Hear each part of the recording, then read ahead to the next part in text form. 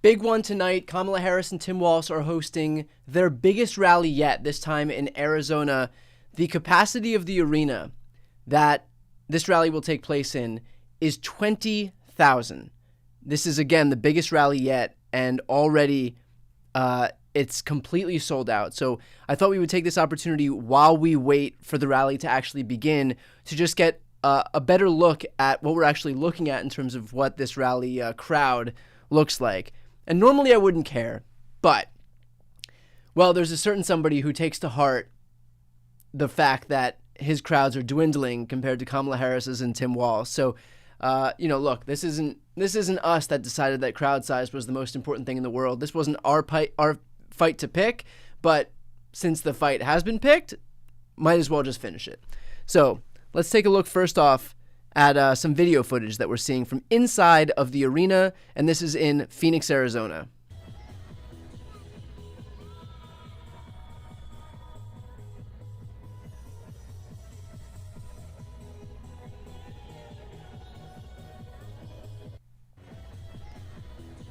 So again, a pretty enormous crowd that we're looking at right here.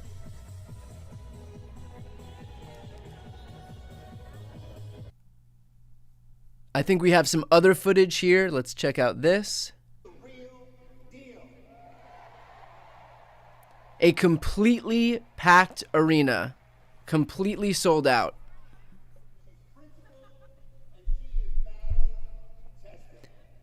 Top rafters. They don't have to do any of the Trump tricks where you black out the top parts of the stadium.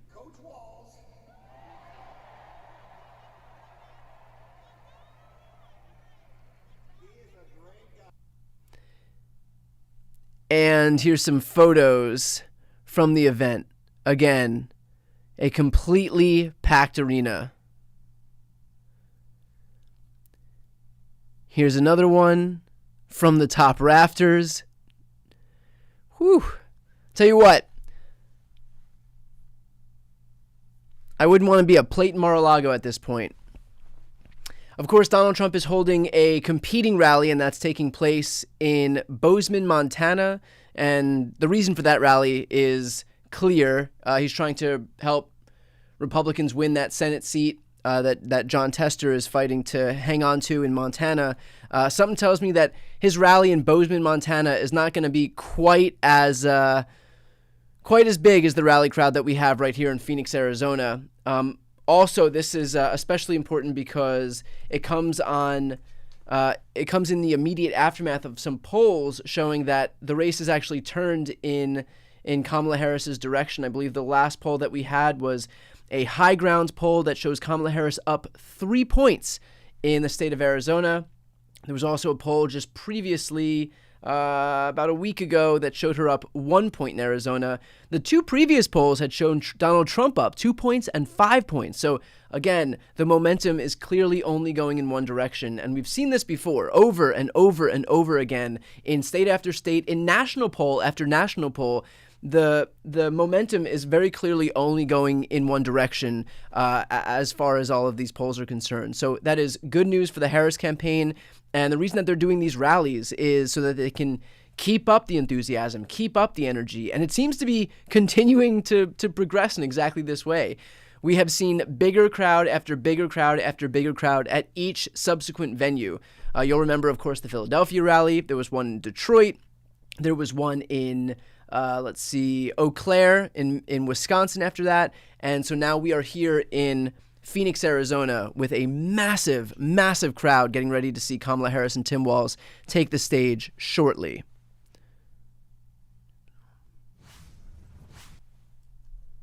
So we will wait for that rally to begin. In the meantime, if you have any questions, let's take this opportunity while we have a few minutes still before this rally begins. I'll take the opportunity to answer some questions. So go ahead and throw them in the chat. If you want to participate in the chat, all you have to do is subscribe. Doesn't cost you anything to subscribe to this channel, but it's a great way to support my work, great way to get me to answer some questions that you have, and also a great way to see the rest of my content. I just interviewed Pete Buttigieg today and asked him specifically for his response to the comments that were given by J.D. Vance about Tim Walz and his military service and kind of disparaging his 24 years serving this country. And Pete did not hold back. So I highly recommend you check out that interview, and also just make sure to subscribe to this channel. Do I think President Biden will be at the DNC? Yes, I do think he'll be at the DNC, but don't quote me on that. But I do believe he would be at the DNC. It would seem like a missed opportunity to hear him speak.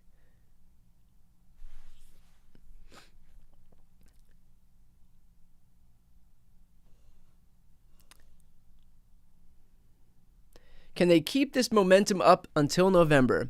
Absolutely. Look, it has been a long time. I know I speak for a lot of people here in saying that it has been a long time since we actually felt some hope and optimism in politics. That's what we're getting right now. And people are signing on. This is the kind of excitement, this kind of excitement that you cannot buy, that you can't manufacture, that you can't fake, what we're seeing right now. And it's only getting bigger. This is snowballing at this point. And we're seeing more endorsements from people. We're seeing pop culture figures come out and endorse Kamala Harris. We're seeing top figures in the Republican Party move away from Donald Trump. Drudge from the Drudge Report, Matt Drudge, posted a pretty scathing headline about Donald Trump. Let's see if we can actually pull that up.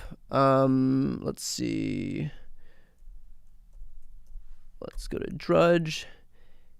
Here's the headline today. I hope you can see this. Whoops. It would probably help if I put it on my screen. Does that look like the kind of headline you want less than 90 days out from the election on the conservative aggregator site of the Drudge Report? MAGA running out of steam, poll shows the Don losing Miami, Rogan jumps ship. And if you look at the top corner, it actually gets worse. Trump loses his orange face, debuts lighter hue at Mar-a-Lago. That I'm not really sure why that's important. Isn't campaigning as hard as he used to. No longer commands the spotlight. Kamala Harris weaponizes crowd size. Poll, Harris +5, biggest lead yet in Nevada. I mean, just bad news after bad news for Donald Trump. And when this is what the headlines look like on the Drudge Report, just imagine what Trump is contending with the rest of the media ecosystem that's not overwhelmingly conservative. So things just keep going from bad to worse for Donald Trump as he continues to dissemble. And I think what's interesting about that is he views this as one of those instances where, okay, things are going poorly. Get me on TV. I can fix it. Only I can fix it. The cameras love me. And so he calls an emergency press conference in Mar-a-Lago, and he is so lacking in self-awareness that he thinks a press conference at which he says that his crowd size with the January 6th insurrectionists was bigger and better than the crowd size at Martin Luther King Jr.'s I Have a Dream speech crowd. And he thinks that's going to help him. First of all, he thinks that's going to make him sound less insane, less narcissistic, better to Americans who are looking for somebody to vote for. That's the first thing. The second, he is right now trying to reach out to two demographic groups in particular: young people, people of color. When you start comparing yourself and bragging about how you are better than Martin Luther King Jr., do you think that makes you look better in the eyes of people of color? Do you think that makes you look better in the eyes of young people who just days ago you again distance yourself from by pretending that Kamala Harris being biracial is a thing that doesn't exist when today's youngest generation in this country is inherently the most diverse generation in American history? I mean, all he does is continue demanding that everybody look at him. And then when he demands everybody looks at him and he does get those eyeballs, he just steps on rakes the entire time, which is why, look, I'm perfectly content to do these live streams. I live streamed Donald Trump's speech yesterday at Mar-a-Lago. I fact-checked the entire thing because screw this idea that we are going to do what we did in 2016 and just imbue all of this coverage onto him without saying a single word when he decides to lie through his teeth. So I will continue hosting these live streams where Donald Trump speaks so that we can do live fact checks. This way, if he says stuff in the future and you've seen my live stream where you know exactly what he says, which parts of what he says are lies, which is most of it, then that will be more helpful. And also, in terms of Kamala Harris's rallies. I've been live streaming them as well. So I think this is if you're looking for a channel that will give you that, hopefully that's what this is doing right here. Will there be parking at the LA book event? Oh, thank you for asking. Actually, I'll take this opportunity. If you live in Los Angeles or Washington, D.C., I'm hosting book events. The LA one is August 26th. The D.C. one is August 14th. D.C. is with Jen Psaki at 6 and I. If you have not yet bought tickets, please go to briantylercohen.com/book. I will post it in the chat right now. Shameless and book tour. Okay. And you can go ahead and click on the link that I just pinned in the comments right now. And so August 14th with Jen Psaki in D.C., August 26th with Jon Favreau from Pod Save America in L.A. I believe there is plenty of parking garages in Los Angeles at Santa Monica, so you'll have no problem finding parking in a garage. D.C. I'm not familiar with. But in any case, both of them are very quickly winding down in terms of tickets. So if you are watching right now and you live in DC or LA and you want to come see those shows, I promise they will be very entertaining and would very much appreciate it if you can grab your ticket because they are fast approaching. And of course, the book itself is available and you can click the link at the pinned comments as well to check that out. Okay, let's answer some other questions.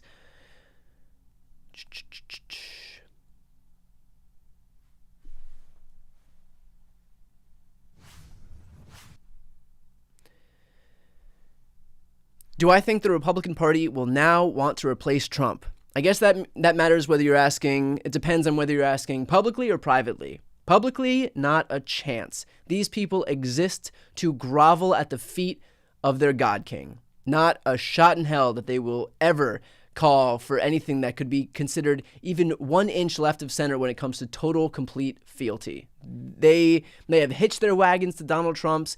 Every errant synapse that fires that leads to some rambling diatribe of a word coming out of his mouth, they treat it like gospel. So publicly, no. Privately, of course, I think they're all just kind of recognizing how screwed they are by having hitched their wagons to this guy. He's an idiot. He's an idiot who thinks that he can go out on the campaign trail and just say moronic things that might have worked when he wasn't getting any attention for the last few years, and that's somehow going to win him a general election. Look, this is going to be a close election, and so he needs every other vote that he can get. And by going out there and denying the existence of Kamala Harris's biraciality, by continuing to go off about how Hannibal Lecter is a great American, by screwing himself, by saddling himself with someone like J.D. Vance, whose position on the most potent issue in this election, which is abortion, is that we should end it outright, and someone who called rape inconvenient. This guy just makes gaffe after gaffe after gaffe, and he's been doing it, by the way. But because the media was so focused on taking its cues from the Trump campaign and focusing solely on Joe Biden, Trump was able to kind of like skirt under the radar and get away with all of this. But now that there's a much more adept candidate who's running in Kamala Harris and her VP with Tim Walz, we don't have to worry about having the focus of her mental state, for example, retrained on her. And now the focus is on Donald Trump and the stupid shit that he says. And so he isn't able to get away with it anymore. And you have Kamala and Tim who are very effectively prosecuting this case against him. And it's led the media to recognize that, like, hey, maybe we should spend 5 minutes focusing on what Donald Trump is saying and focusing on some of the positions that he espouses and his running mate espouses. And once they did that, once we were able to see under the spotlight what some of those positions are, clearly didn't work out too well for them. Do I think Trump will become more and more unhinged if the polls keep showing him constantly behind? Absolutely. Look, Trump will continue to, every time he feels more and more desperate, he will continue to lash out even more. And the way that he does that is he reverts back to the only tool he has, and that's the one from 2016. And he says, okay, what worked in 2016? It was just eyeballs.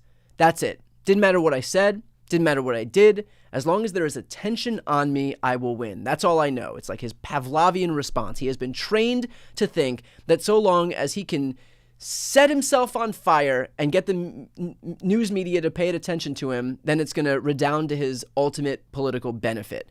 What we're realizing now is that that's not necessarily the case, and that all it takes is not just saying stupid shit and hoping that people turn their attention to him if he wants to win, but he's trying it, and all he's realizing now is that it's actually hurting him.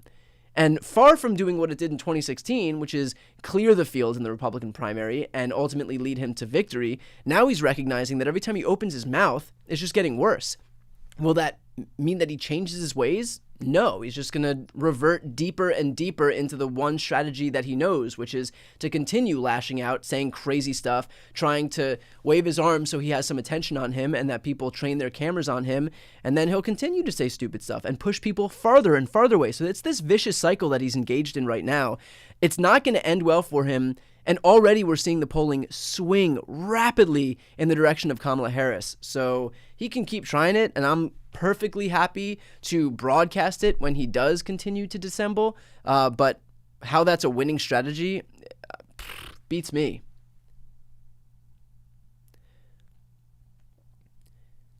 Can I tell you how it was to interview Kamala Harris? I interviewed her in June, so about 2 months ago, and it was great. I mean, she was very clear and focused even then about what the stakes of the election were. And she was clear about the prosecutor versus felon framing then. This is her, this is basically her in her element. Look, she has an entire career of dealing with scumbags and con men, cheats, criminals, and sexual deviants like Donald Trump. So this was, when I interviewed her, it was in June. It was in the immediate aftermath of, I believe, the conviction in New York.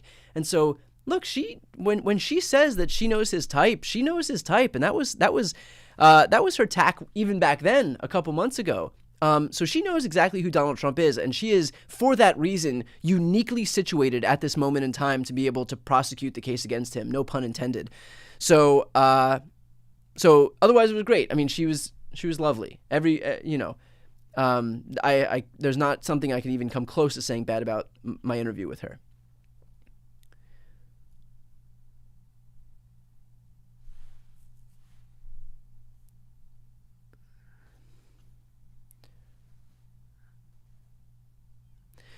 Why is it that for the past 3 rallies, Harris and Walz have made basically the exact same speech? So it's called the stump speech, and they will make this speech over and over and over again. What they'll do is they'll tweak probably the top or the bottom of the speech and make it more relevant to the news of the day.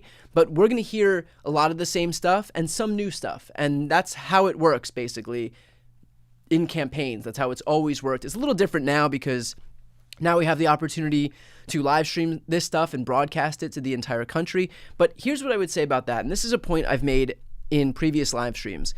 We should 100% embrace the notion of repetition in the Democratic Party. In my book, Shameless, which is coming out in a couple of days, and again, if you haven't yet pre-ordered, please do me a favor and grab a copy.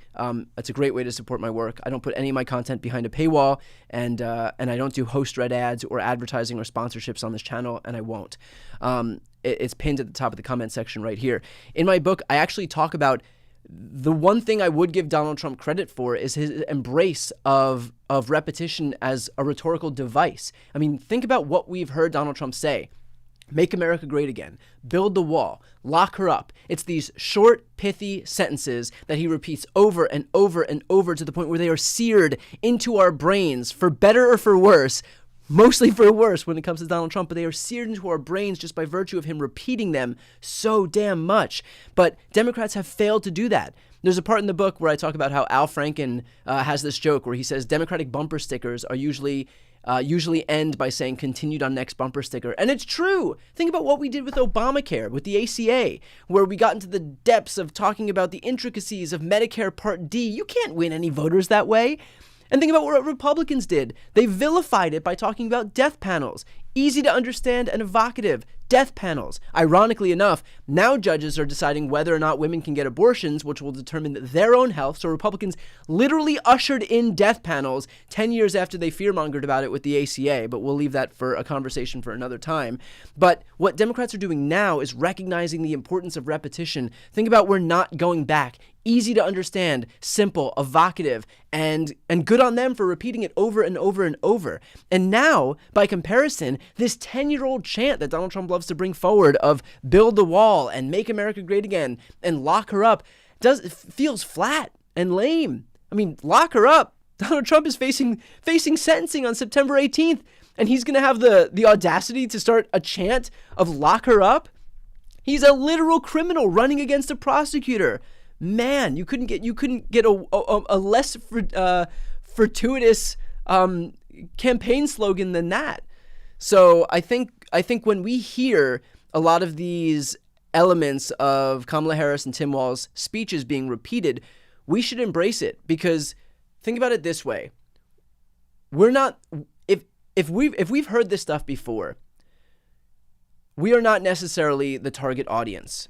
The target audience are people that we need to persuade. And so for a lot of those people, this is going to be the first time they hear it. Maybe they're not online. Maybe they don't watch live streams. Maybe they haven't seen the rally in Philadelphia or Eau Claire or Detroit. And so this will be the first time they hear that speech. First of all, good speech, excellent speech. And so they should repeat it. And think about, if you're hearing it for the first time, think about how powerful it was then.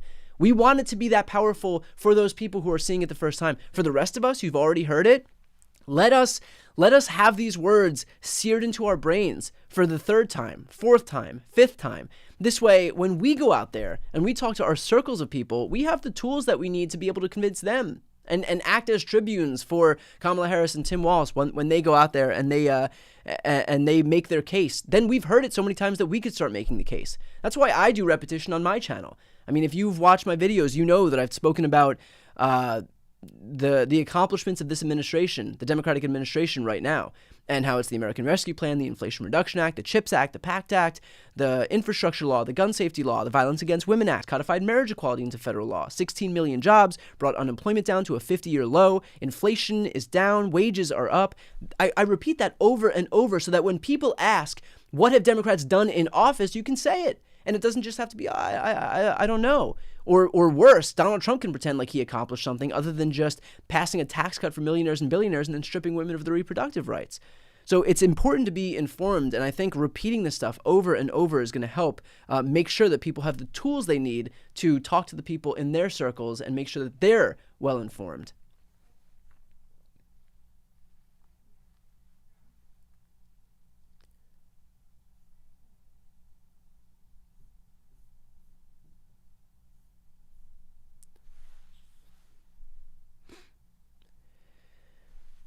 Even if Harris wins and Trump goes to jail, will this momentum be enough to continue to quash the American far-right movement overall, or will a slightly smarter figure emerge? Well, the bar is pretty low. It would be hard to find a slightly dumber figure to emerge unless they really did rally around Marjorie Taylor Greene, maybe. Madison Cawthorn. There's slim pickings when you get to the slightly dumber figure than Donald Trump options. So yes, I think regardless, there will be a slightly smarter figure to emerge in the aftermath of Trump. But our job is not necessarily to wait for the MAGA movement fever to break, because I don't think it will. I think there's no incentive structure for it to break. I think our job is to recognize that every election that we face right now will be the most important, consequential election of our lifetimes, and every election, so long as this MAGA movement exists, as it does, which seems to be the case, every election will be a fight of democracy versus autocracy. And we have to be prepared to recognize that we will never win in the sense that it's mission accomplished and we can all stop. Like, this has to be part of life. And by the way, to keep our democracy, it is a small price to pay just to go out and vote every 2 years. I'm perfectly happy to do it.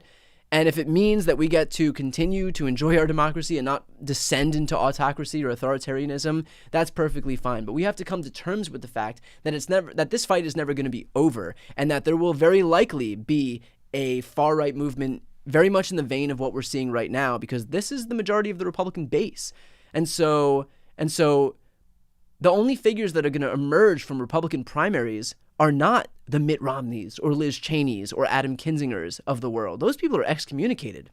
The people who are going to emerge are the people who are emerging right now. It's Donald Trump. It's his carbon copy, J.D. Vance. It's Trump Light in Ron DeSantis. It's people like Marjorie Taylor Greene and Lauren Boebert and James Comer and Jim Jordan and these provocative, brash, scandal-creating, people in the GOP who have no scruples and will lie with impunity as far as right-wing media is concerned and shamelessness as far as the rest of us are concerned. So, no, I don't think the fever will break. I think we will continue to see smarter figures continue to embrace the same America First MAGA agenda, and it's just going to be on us to make sure that we are prepared to go out every single time and vote to protect democracy every single time and know that our work isn't going to be over, but that's okay. That's what democracy is.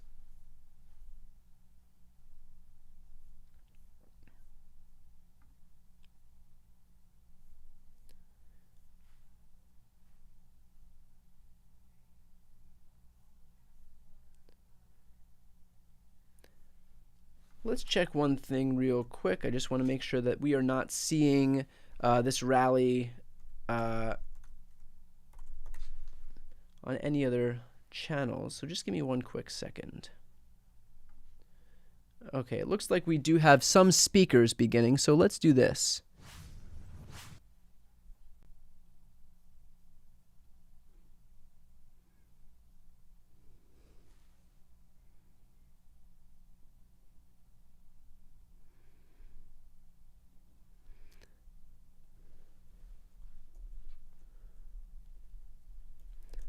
For those watching, I'm just pulling up the rally right now, and we can get some speakers earlier here.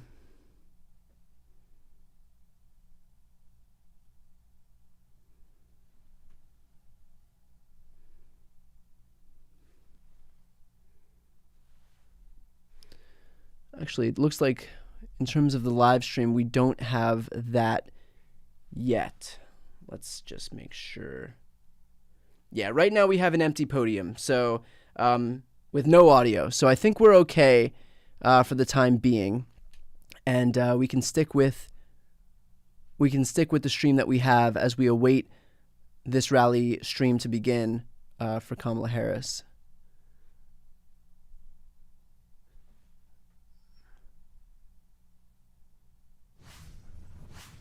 So as soon as that goes live, I will make sure to bring it to you. Don't worry. Let's get back to questions here. Okay, I'm getting this question. I did answer it before. Do I think Trump will become more and more unhinged if polls keep showing him behind? Yes, I absolutely do. You can scroll back a little bit because I did answer this, but the quick answer is the more it becomes clear that Donald Trump is not gaining in the polls, but in fact falling farther and farther behind, he'll do what he did at Mar-a-Lago yesterday, which is to think the only way to resurrect support for myself is to go back there and is to go out there and get the cameras on me and just say a bunch of stupid shit because any attention is good attention. But really all it's doing is showing Americans, reminding Americans about the chaos and dysfunction that consumed this country when he was president. So not doing him any favors, but, it's very hard to teach an old dog new tricks, especially when he doesn't want to learn. Do I think the Republican Party will now want to replace Trump? I did answer this one as well. Privately, yeah, he's a disaster and he's falling in all the polls. Why wouldn't they want to replace him? You think that he's their best bet? The guy is a moron and he keeps going out in public and saying stupid shit to everybody. Of course he's a disaster. Publicly, not in a million years. Who's going to be the first person to distance themselves from the God King, from the cult leader? Who wants to end their political career?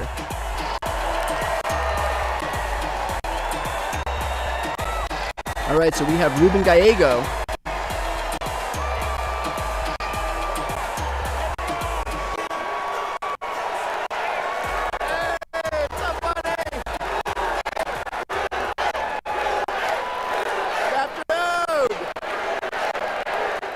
So this is U.S. Senate candidate Ruben Gallego running for Kyrsten Sinema's seat. Arizona!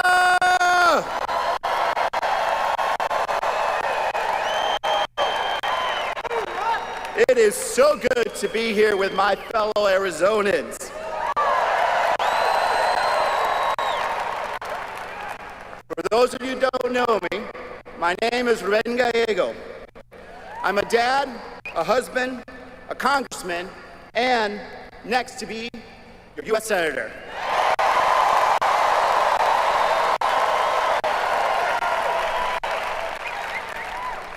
But before all that, I proudly served in the United States Marine Corps. Hoorah!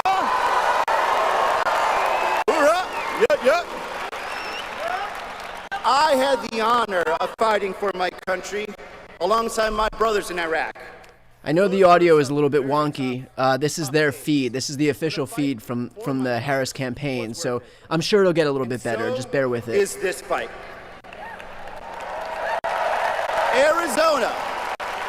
Arizona, we have 88 days until Election Day.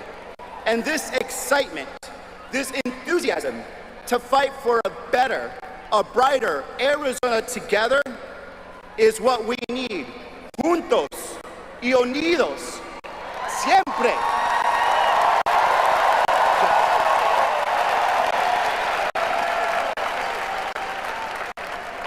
I am proud. One second, we have a... Is everything okay? Medical, I apologize. Can we get some medical care over there, please?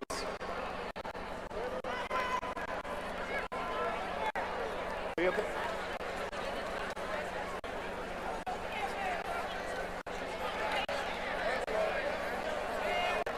Thank you. Please, Arizonans, bear with us. We have a fellow Arizonan that needs a little attention here.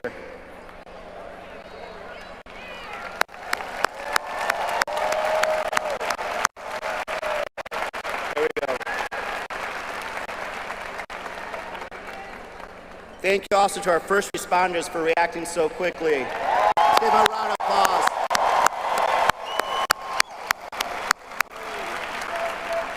Thank you to first responders, law enforcement, everyone here for protecting us and taking care of ours. Thank you.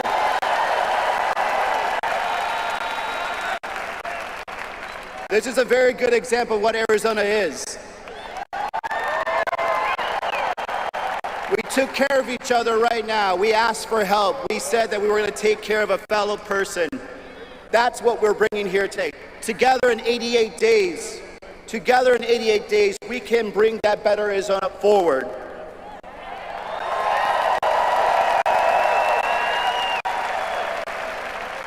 I am proud here also to stand together with another proud veteran, un veterano, Governor Walz.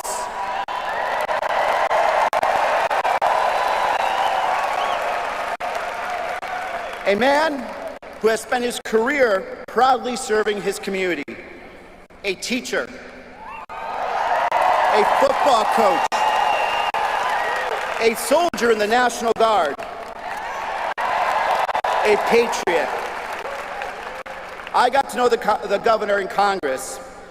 We both served on many committees, but I know one thing about him. He always put veterans first.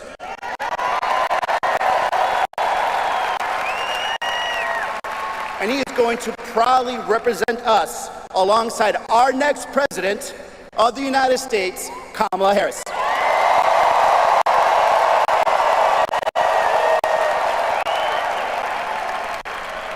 As a prosecutor, I'm going to switch the video because this one has bad audio and others don't. As a U.S. Senator and now the Vice President, Kamala Harris knows how to win and to fight for us.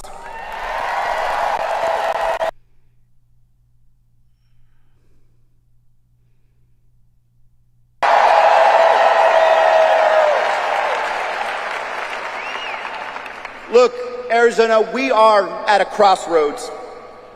We need to be cutting costs for our families. We need to be protecting abortion rights, and we need to be defending our democracy. All that and more are at stake in this election. Since launching this campaign 19 months ago, yes, 19 months ago, I've been proud to crisscross this beautiful state of Arizona. I've spoken to Arizonans everywhere, the farmer in Yuma, the sheriff in Parker, the mom in Mesa, the teacher in Maryville, the student in the Navajo Nation, the abuelita in Nogales. And here's the one thing I discovered. We have so much in common. We want to build a better Arizona for our families and our communities. And that is what this election is about. These politicians, the Kari Lakes of the world, will not give us that.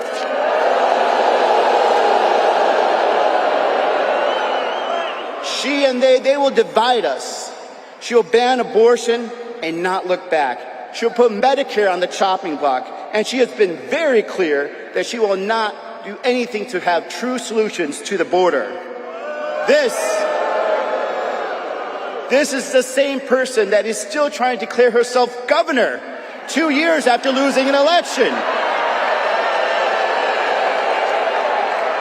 Kari Lake is not looking out for you. She's looking out for herself. And what we need is someone to look out for you, to fight for you. And I am probably going to be that person.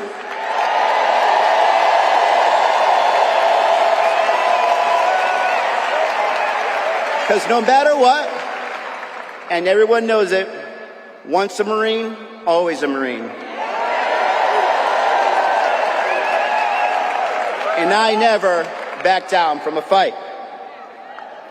So I'm going to fight for my daughter Isla, who deserves the same rights that her grandma had growing up. Let's fight for her.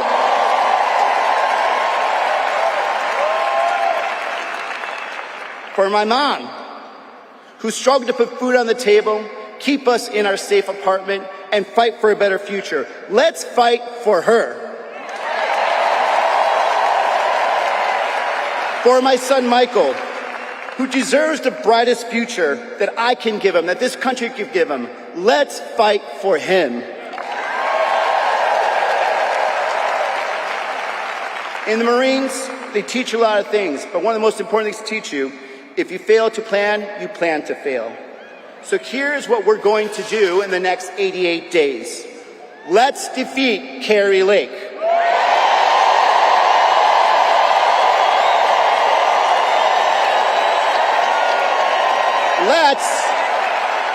Let's defeat Donald Trump.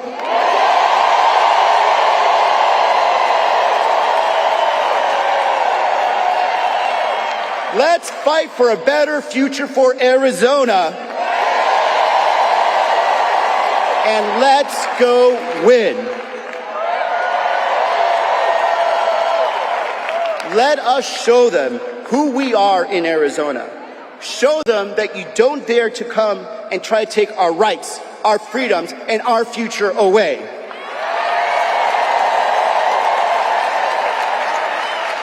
We are Arizonans. We will fight back. We will protect our rights, and we will protect our future. Let's do it. Let's go win. Let's go Arizona.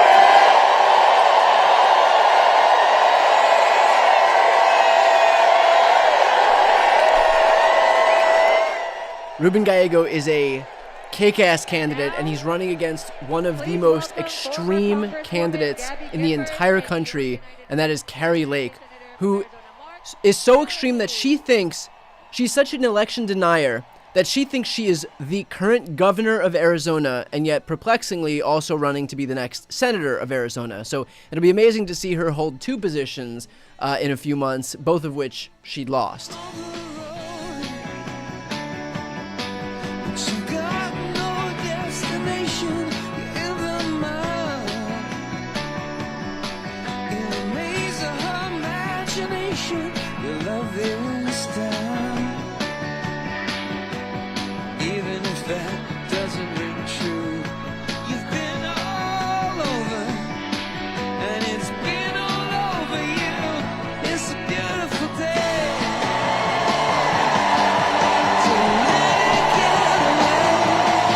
We've got Mark Kelly and Gabby Giffords here.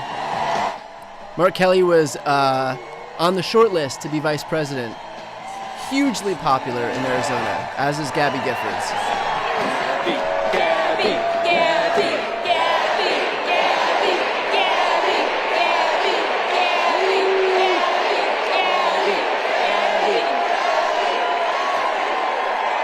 Wow.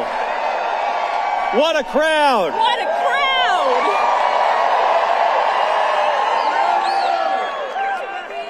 Thank you. Hello, Phoenix. It is so great to be home here in Arizona.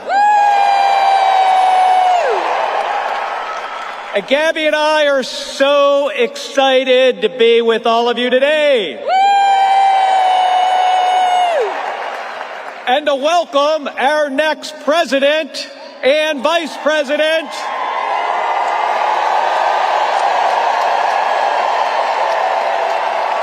To our great home of the state of Arizona.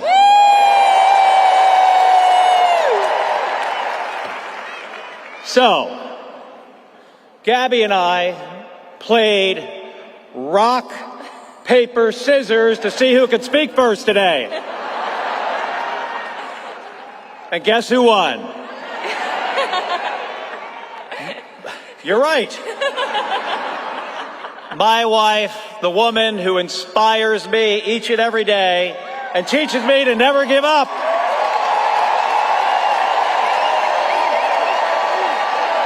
Gabby Giffords.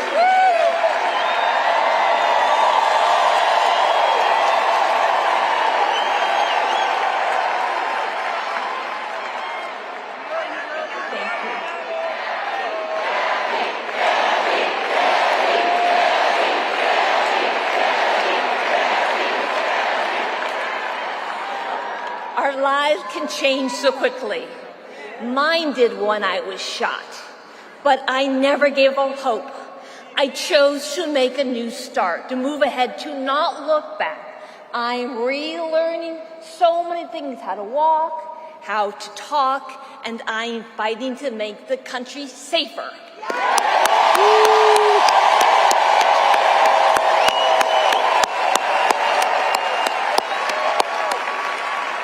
It can be so difficult. Losses hurt. Setbacks are hard. But I tell myself, move ahead. I'm finding joy in small things. Riding my bike, playing the French horn, going to the gym, laughing with friends. The small things add up. We are living challenging time. We're up for the challenge.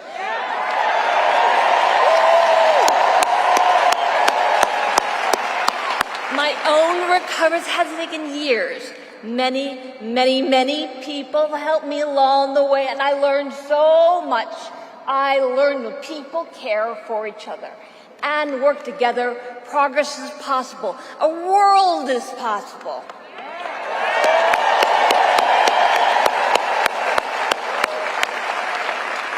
But change doesn't happen overnight, and we can't do it alone. Join me. Let's move ahead together. Thank you very much. Thank you.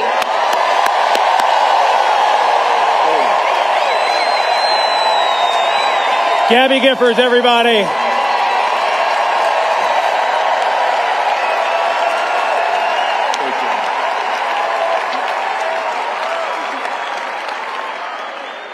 Arizona Democrats.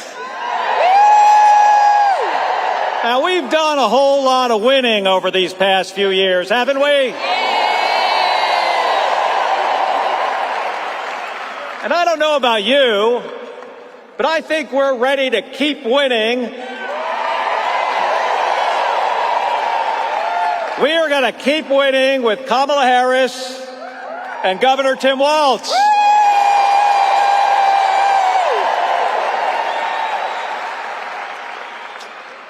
And we've got to, because there is so much at stake.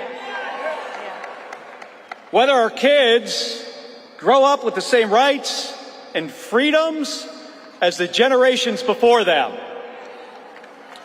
whether our economy works for everyday people or is rigged for billionaires, and whether our alliances are strengthened or shredded.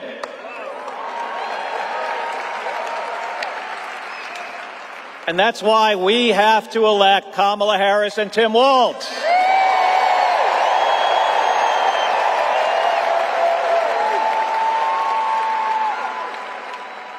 Kamala Harris has served as a prosecutor, an attorney general, a senator, and now as the Vice President of the United States of America.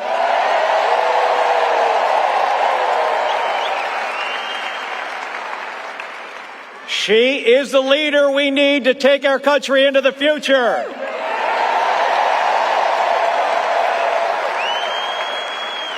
To lower the cost of child care.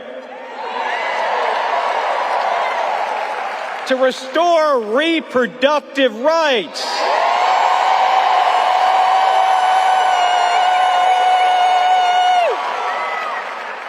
And to help us reduce gun violence.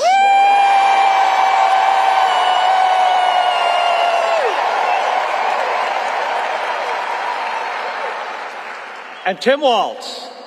Tim Walz has served as a coach, as a teacher, as the governor of the state of Minnesota, and in the U.S. House. And I don't know if you know this, but Gabby and Tim Walz were sworn in together as brand new members of Congress.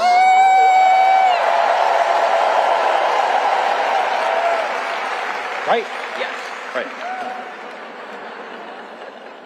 He served honorably in uniform for decades.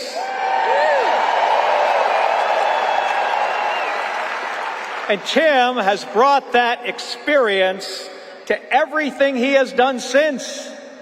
Fighting for our service members, fighting for veterans, and fighting for military families.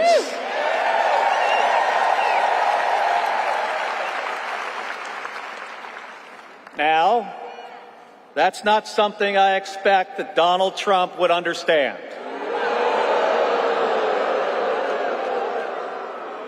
Donald Trump calls those who served suckers and losers.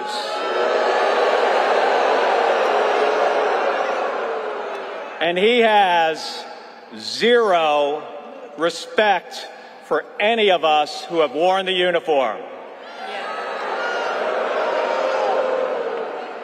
Folks, here in Arizona, we don't attack people for their service to our country. What do? We thank them.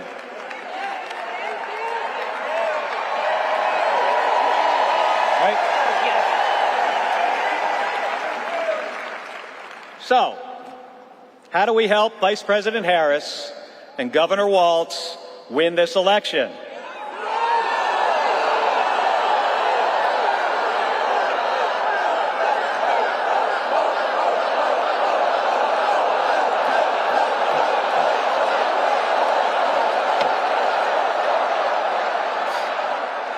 So, folks, this is not rocket science.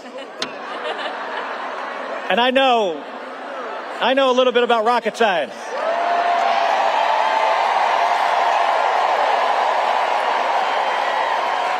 That ain't this. What this is about is who works harder. That's it. It is as simple as that.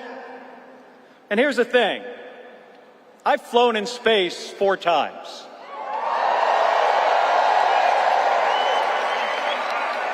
And I've flown in combat nearly 40 times.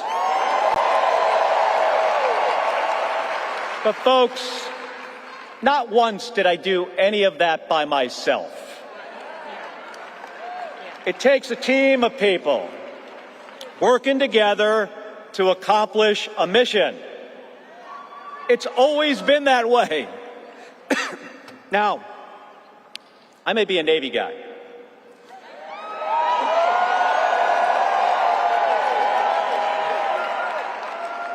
I might be a Navy guy, but to win this election, we do not need a Navy. What we need is an Army.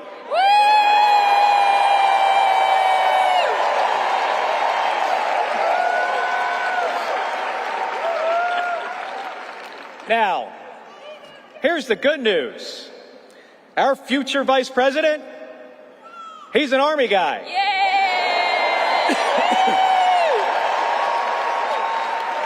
So we need all of you to become part of an army. Yes.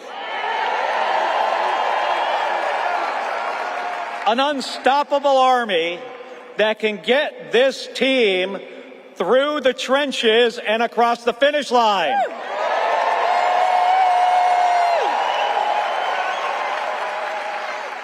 And Gabby and I, we are ready to join this army.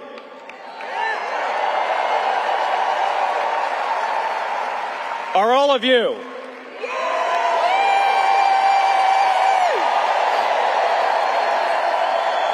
All right, so let's get this done, Arizona. Thank you. Thank you very much. Thank you, everybody.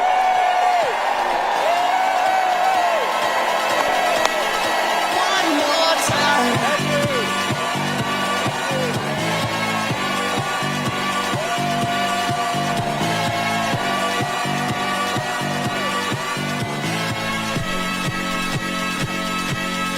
One more time. Super popular in Arizona, Mark Kelly. And I said from the beginning, I think the toughest pick for Kamala Harris would have been if she chose Kelly as her VP, even though he was on the short list. Because, look, if you take Mark Kelly out of his seat, he's clearly extraordinarily popular in Arizona, which is a seat that we need to keep.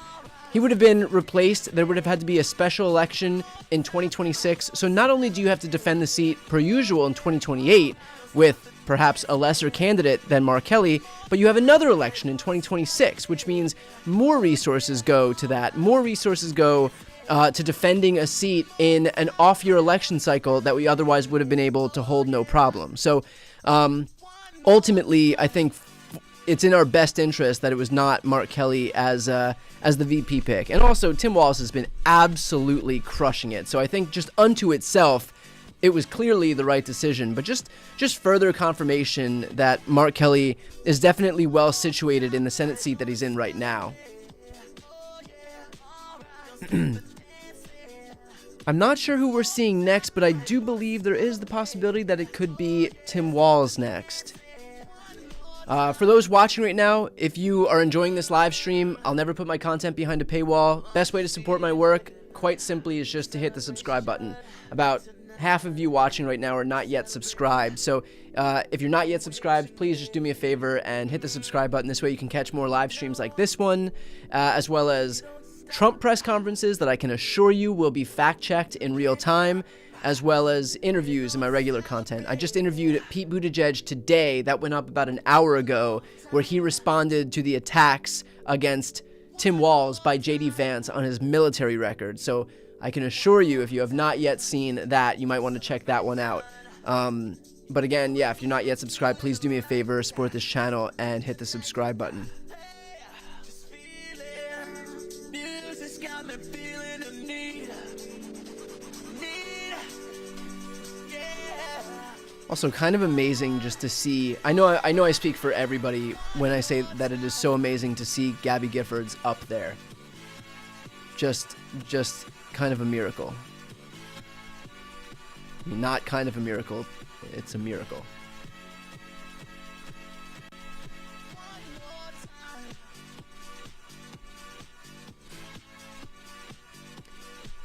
And also the point of these press conferences. I know Lawrence O'Donnell made this point yesterday as well.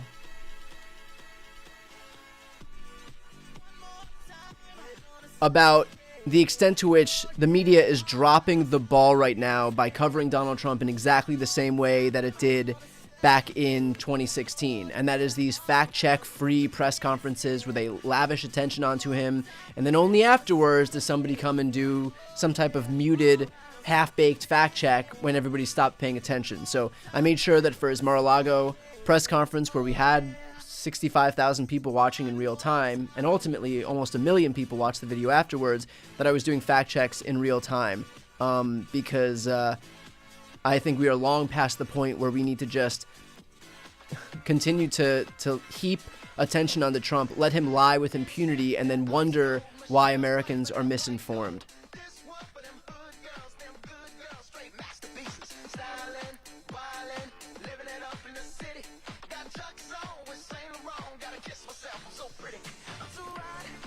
For those asking how many people are there, this is the biggest rally they've held to date. There are 20,000 people in Phoenix right now. 20,000 people in Phoenix. So clearly, Kamala Harris and Tim Walz's rallies are getting bigger and bigger. The energy and enthusiasm continues to persist, and we've had a number of rallies that have been in the exact same venue as the ones that Donald Trump is holding, and Kamala Harris is filling up way more seats than Trump is, which is causing him to lose his mind, which is partially why he went on stage at Mar-a-Lago yesterday and started trying to brag about how big his crowd sizes were by likening his insurrection crowd on January 6th to Martin Luther King Jr.'s I Have a Dream speech crowd before he was assassinated. Like, bragging that crowd, the crowd of insurrectionists that would go on to try and assassinate the vice president of his own party, was bigger than Martin Luther King Jr.'s crowd. At the same time that the guy is trying to make inroads with people of color and the black community, Donald Trump is where strategy goes to die.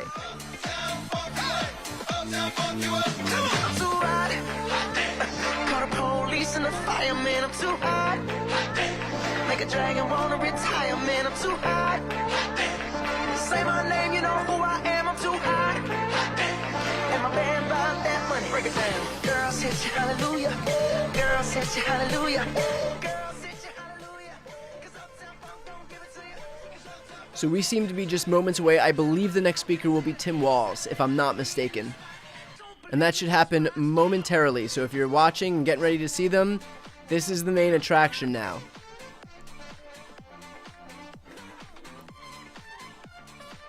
Here's a fun little project I want to play. I'm going to start a poll. And the poll will only be available to those who are watching in real time, but we can talk about it after. And the poll I'm going to do, I only want those of you who live in areas where there was a lot of Trump signs before. So if you live in an area like I do in Los Angeles where there weren't a lot of Trump signs, don't vote in this poll. But I want to know, if you lived in an area where there were Trump signs before, are there more or less Trump signs in your area? And go ahead and vote. Again, this will only be a poll that's available to live viewers. So if you're watching after the fact, meaning after 5 p.m. Eastern or 8 p.m. 8 p.m. Eastern, 5 p.m. Pacific, you won't be able to do this poll. But I'll talk about the results after.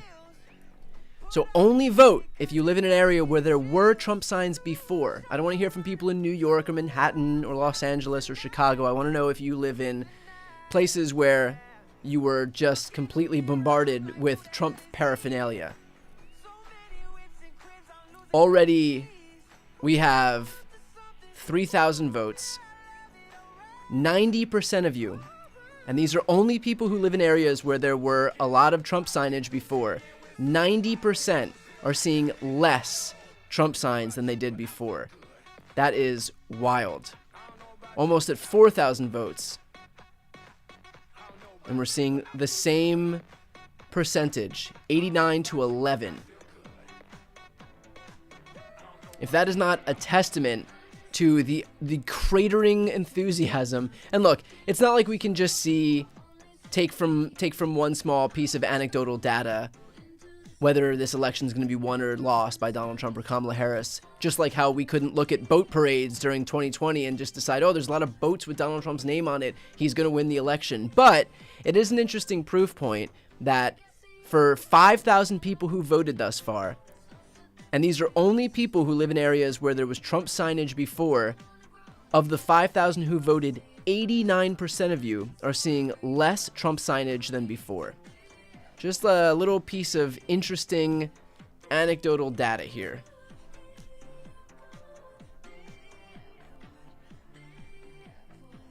It also kind of warms my heart because, look, I live in the liberal bastion of Los Angeles, but It is interesting to see people in the chat talk about where they live in Michigan, Arizona, in Florida, in North Carolina, in Missouri, in the Panhandle, the Florida Panhandle, in Oregon, North Carolina, Tennessee, South Carolina, Ohio, Kentucky, Indiana.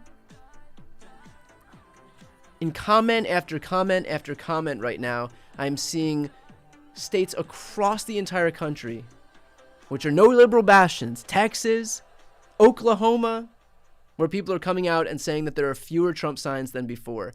We've now had almost 7,000 people vote in the poll. The ratio is staying exactly the same. 89% of you are seeing less Trump signs than before. It looks like the audio went out right now, but as soon as that comes back on, oh, there we go. It's back on already.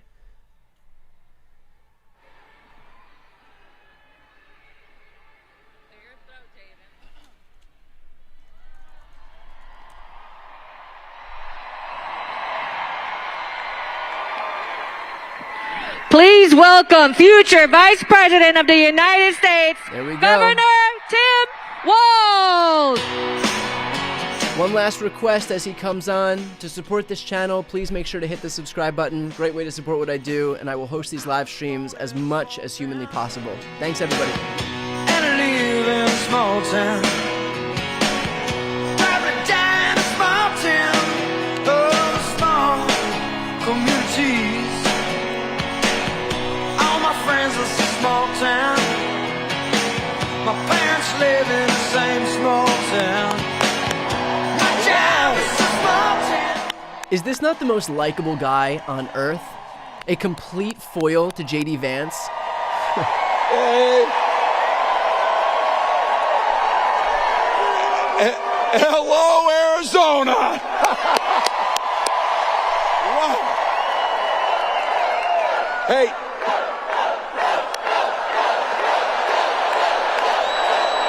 I mean, a coach chant? A coach chant? Well, you might have seen a few people showed up in Philadelphia the other night. And then 10,000 plus walked into a field in western Wisconsin.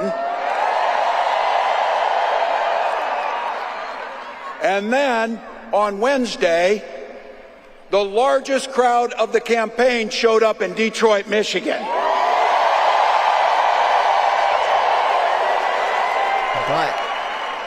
But Arizona just couldn't leave it alone, could you?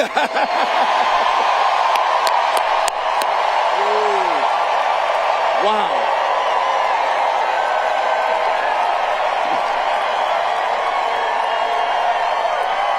You know, it's not as if anybody cares about crowd sizes or anything. So.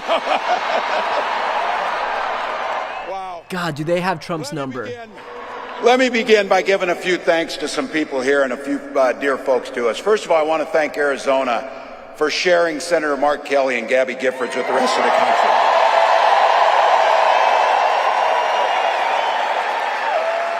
Gabby was a classmate of mine in '06, and they are both national treasures. Thank you, Arizona. Also had the privilege of serving with Congressman Gallego, and I'll have to tell you,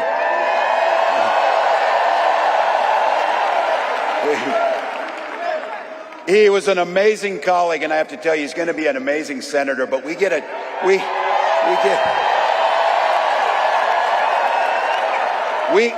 twofer with Ruben because we know who is never going to be a United States senator.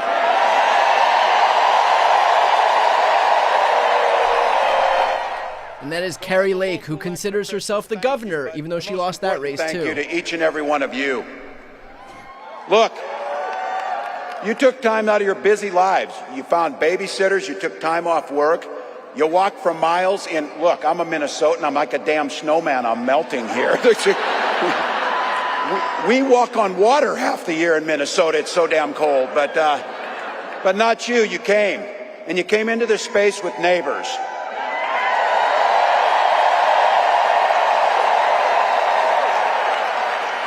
And you came here for one beautiful simple reason. You love this democracy.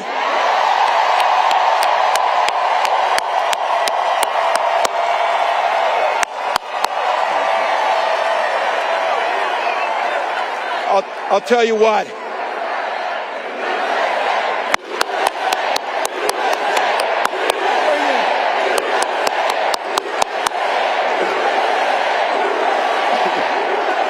Wow. Well, I couldn't be prouder to stand with you, and I couldn't be prouder to be on this ticket.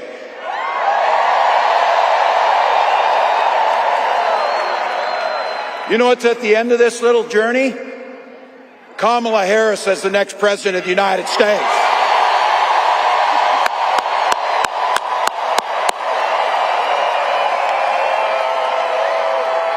This is a leader who wakes up every day on the side of the American people. She will take on the predators. She will take on the fraudsters. She will take on the transnational gangs, and she will stand up to the corporate interest and put middle America first.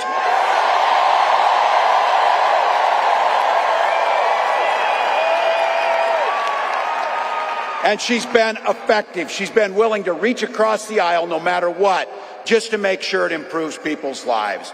And I'll have to tell you, I know a little something about commitment to people. Some of you heard this. I was born in a small town in Nebraska. And we talk about small towns. These are those Nebraskans that moved out here for the winter, so. But look, small town was all about community. My mom and dad, they taught us to show some care to your neighbors, show some generosity, work towards a common good, be a decent human being to your neighbors.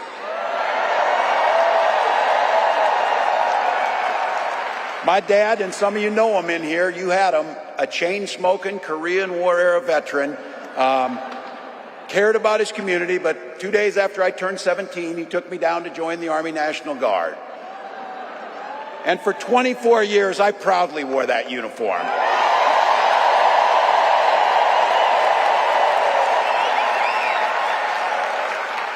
I'm proud of that service, but what my nation gave my dad and millions of others and me was an opportunity to use the GI Bill to get a college education.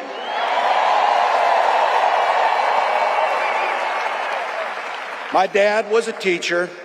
My brothers and sisters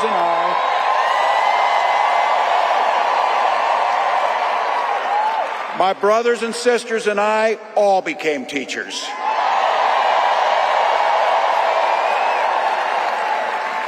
And we married teachers. I had the privilege of teaching high school social studies for 20 years. And you might have heard, coaching a state championship football team.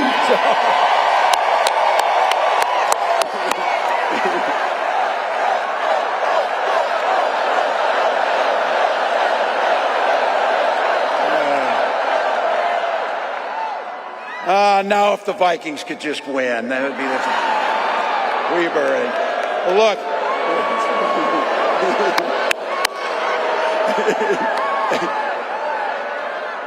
That worked better near Green Bay, I'll tell you. So, look, it was my students. It was my students who encouraged me to run. They saw in me what I hope to instill in them, a commitment to a common good. The belief, the true belief, that one person, one of us in here, can make a difference in somebody's life.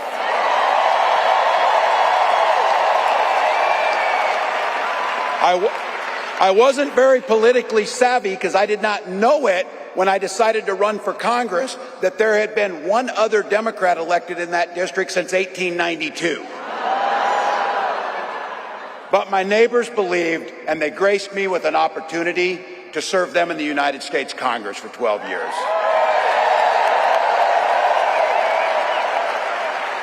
And I'm proud of the work I did as ranking member on the Veterans Affairs Committee, working on the Agriculture Committee. And I worked hand in hand with Republicans to make sure that we were crafting legislation that improved the lives of veterans and people all across this country. I learned how to compromise, without compromising my values.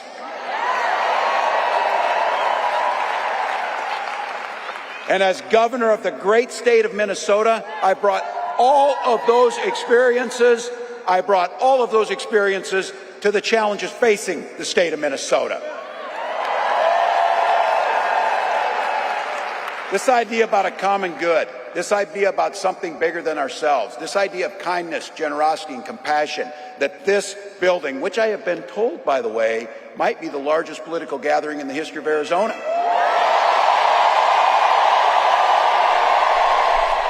Well, that's going to set Trump off. He's going to lose his mind off that. I can guarantee you. I think it's safe to say Donald Trump sees the world a little differently than we do. First and foremost, and be very clear about this, he doesn't know the first thing about service. It's hard to provide service when you're too busy serving only yourself. Again and again and again, Donald Trump weakens our country to strengthen his own hands. You've watched him mock our laws. You watched him sow chaos and division at every opportunity. And that's to say nothing of his record as president. As governors, he froze during COVID and pitted us in a hunger game against our neighbors to try and find basic life-saving needs. And because of him, our neighbors died. By failing to address COVID, he drove the economy into the ground. And let's be very clear. The statistics and the facts are clear about this. Violent crime was up under Donald Trump. And we don't even have to count his crimes in that to make it up. So, still.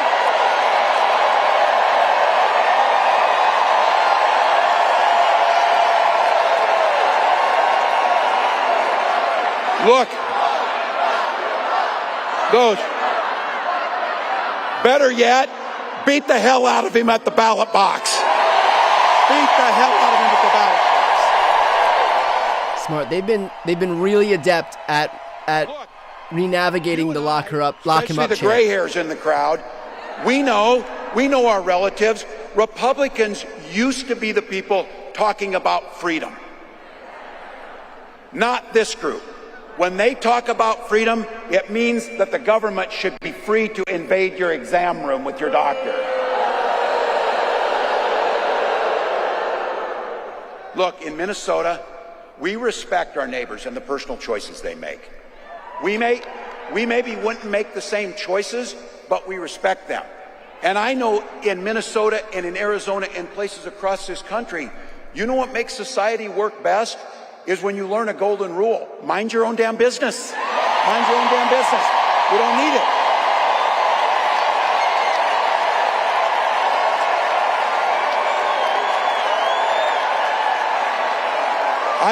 I don't need you telling me what books to read.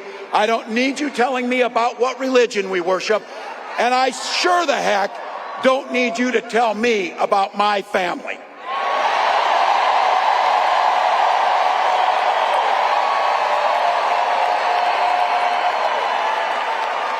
Look, this one's personal for me. This one's personal for me about IVF and reproductive care. When my wife and I, my wife of 30 years, because yes, we share family values, we just make our own damn choices about our family. But when we wanted to have children, we went through years of fertility treatment. And I remember it was like it was yesterday, just waiting for good news. And then the phone would ring and you would be tensed up, and then you would hear that the treatments had failed. It would blot out the sun that you just wanted something so beautiful and so simple to have a child. And then one day, and it wasn't by chance, when that news came and we welcomed our daughter into the world,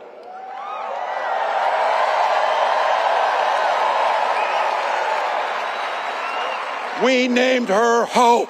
We named her Hope.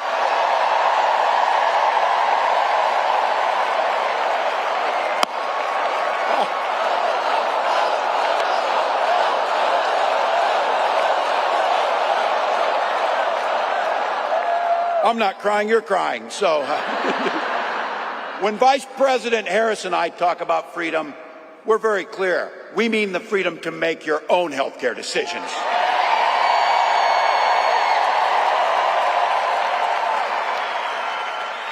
And for all of our children to be free to go to school without worrying they'll be shot dead in their classroom.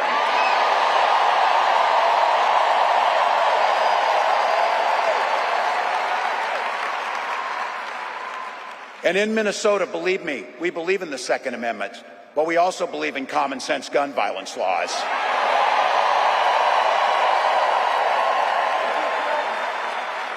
I remind my colleagues when I was in Congress, Ruben could tell this story, for 3 years in a row I was the top gun in the congressional trap shoot, so we can shoot better than them too, just by the way.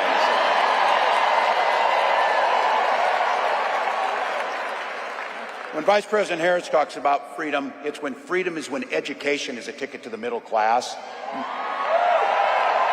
not crippling student loan debt.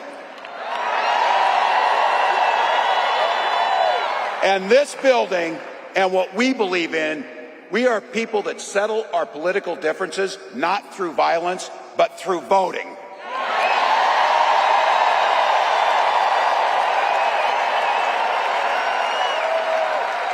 It's a simple.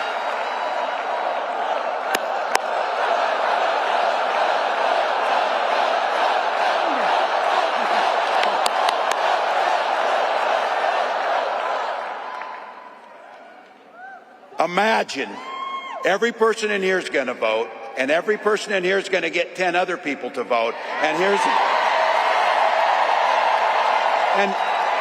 let's just go ahead and not go through this thing that it's so close. Let's just win big, people. Let's just win big. That's our choice. How often you get a choice so simple that this is going to decide the direction of our country. We have 87 days to decide the direction we're going to go. And I've been saying it. We can do anything for 87 days. Anything. And my mantra is, and look, you can see it on me over the last 5 days, we'll sleep when we're dead. We'll sleep when we're dead. Not now. Not now. Look, you know it, and I know it, but I think we need to be reminded. You know exactly what Donald Trump's plans are. You know which direction he's taking us. Don't believe this guy. Don't believe. That's like, listen, no one in here believes this guy. So anyway, but don't believe it when he's playing dumb about this Project 2025. He knows exactly what it'll do. They are not playing. They wrote their plan out. But just like they're getting arrogant about it, they're saying the quiet stuff out loud. It'll take our freedoms. It'll rig the economy for the super rich. It'll underfund veterans. And you know that if he goes back again, he's not only going to let go where he left off, it is going to be much, much, much worse. So look, rising costs, pulling health care from us, you know the whole routine. Look, I get this too. I know I'm preaching to the choir, a damn big and beautiful choir.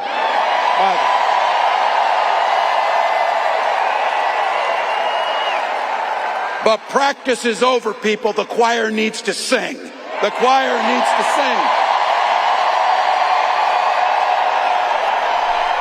This guy is so good. Trump's not fighting for your family. He doesn't give a damn. And his running mate shares the same dangerous, twisted, backward agenda. Yeah. Every kid in my class of 25 studied at Yale, had their career funded by Silicon Valley billionaires, and then writes a book trashing the very people who raised you. I've said it. It wasn't a name. It was an observation. These guys come up with the weirdest damn ideas that you will ever imagine. You know it's true. But here's the good news. We know the stakes. We know who they are. When they told us, we believed them. We know what's coming. But here's the big thing about it is, that's a reality that's not going to happen because the people in this building and millions across the country. This is a campaign about the future. We know what's there. We know it can come. We're not people who are afraid of the future. We shape the future. Kamala Harris believes in the freedom to make your own choices. She believes in the opportunity for every single person to enter the middle class. And she believes something so beautiful. She believes in the promise of America. The promise of America. So I want to say thank you, Madam Vice President, for the trust you placed in me. And I want to say something else, that this incredible leader, this incredible woman has brought to this fight. She has brought back compassion and decency and humor and joy to our politics.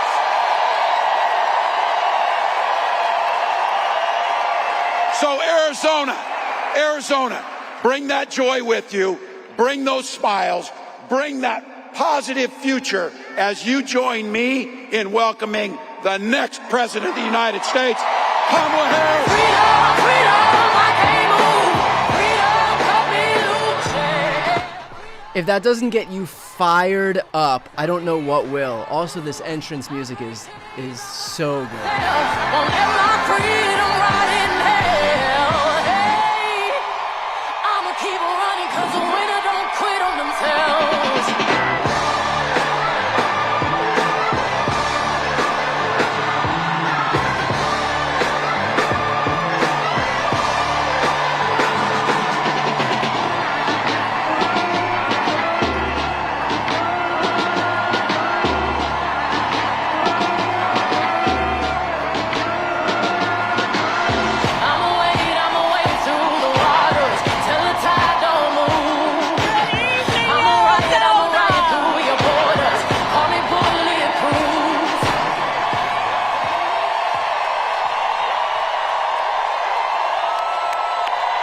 Let's go.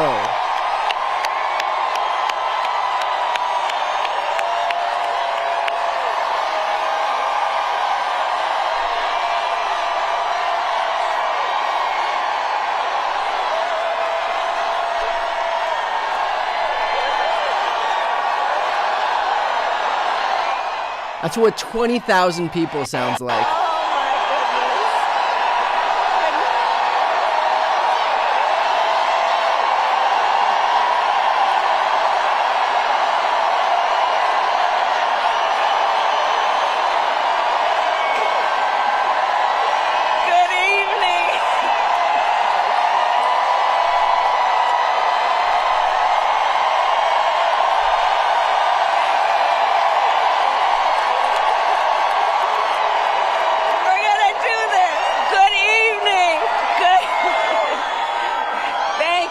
Thank you. Can we hear it for Tim Walz?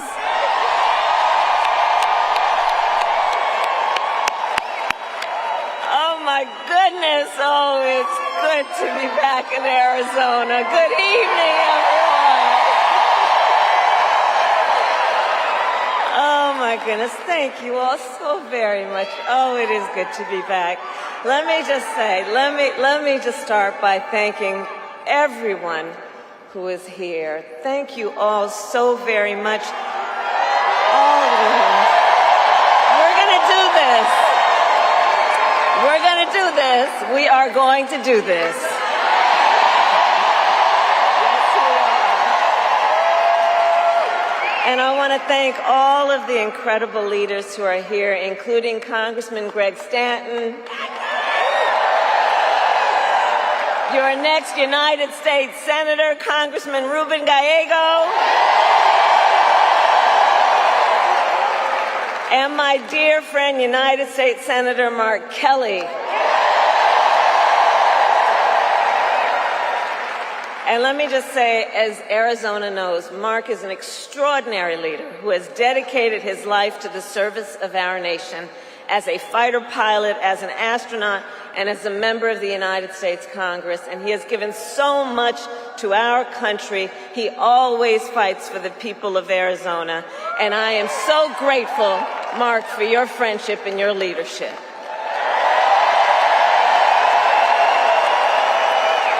And, of course, the phenomenal Congresswoman Gabby Giffords.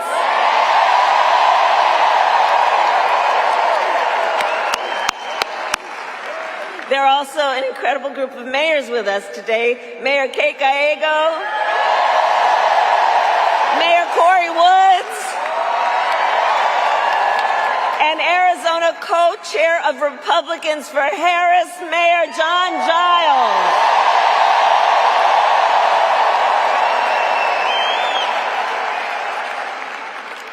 So today, I also bring greetings from our incredible President, Joe Biden.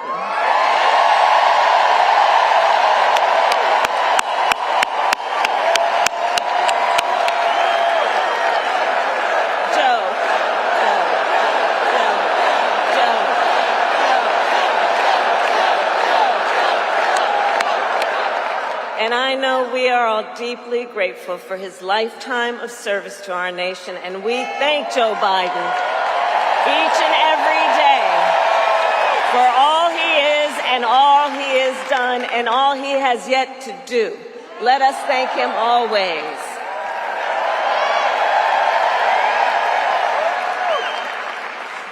So, Arizona, this has been a big week.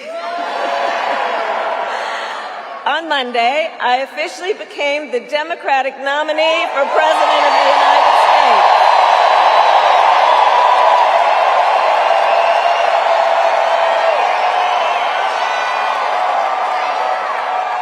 And on Tuesday, I announced my running mate in this campaign, Governor Tim Walz.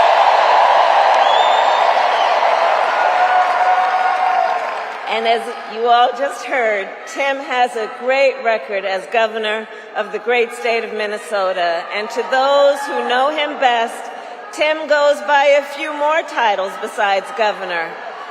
To his wife, Gwen,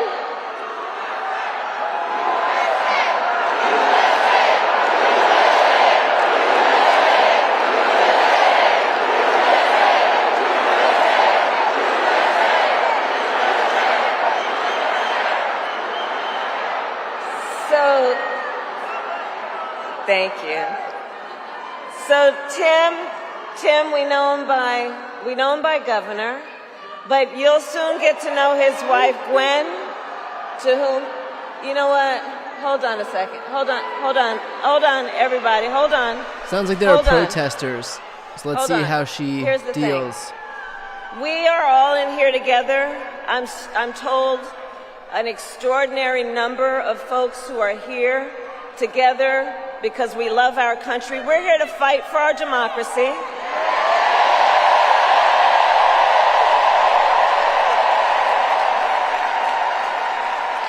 Which includes respecting the voices that I think that we are hearing from. And let me just say this on topic of what I think I'm hearing over there.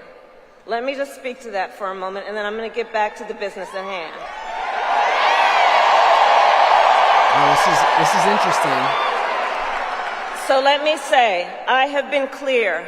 Now is the time to get a ceasefire deal and get the hostage deal done. Now is the time. And the president and I are working around the clock every day to get that ceasefire deal done and bring the hostages home.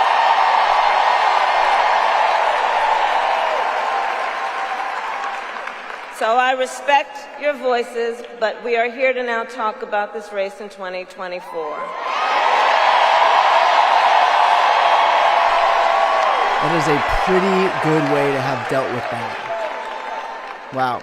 So, Tim Walz. So let's just say this. Besides being governor, the thing I've come to learn about Tim Walz that you have known and may learn more, he's an extraordinary person. He's known by many titles. To his wife, Gwen, he is husband. Damn. Good on her. To his kids, Hope and Gus, he is Dad. To the people of southern Minnesota, for 12 years, he was Congressman. To his former high school students, he was Mr. Walz. And to his former high school football players, he was Coach.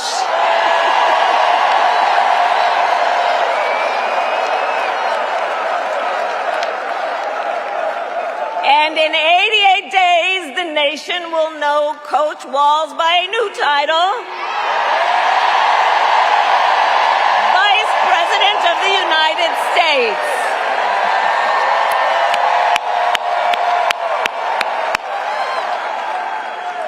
So it's so good to be back in Arizona, and I thank you all for turning out today. This is an extraordinary, extraordinary thing.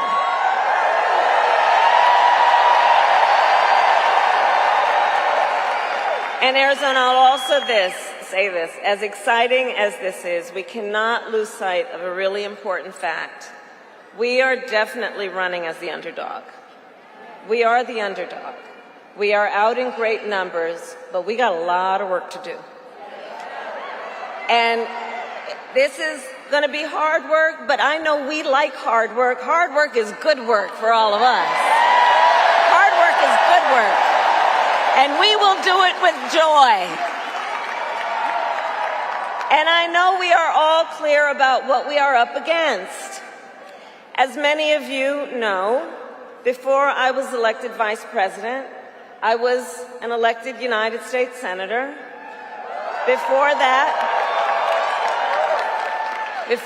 I was an elected Attorney General, and before that, an elected District Attorney.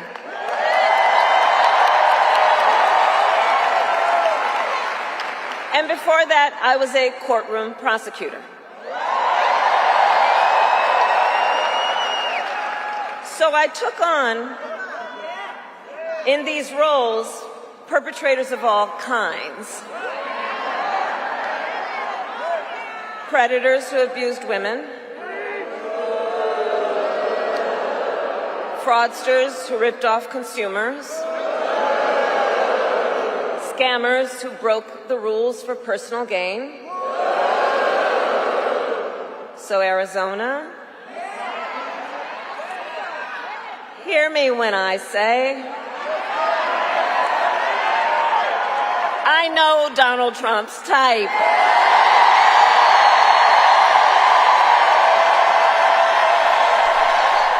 The crowd is so loud that it's going to bust the speakers. It's just wild. Or at least my eardrum. In fact, I've been dealing with people like him my entire career. For example, as Attorney General of California, I took on one of our country's largest for-profit colleges that scammed students. Well, Donald Trump ran a for-profit college that scammed students.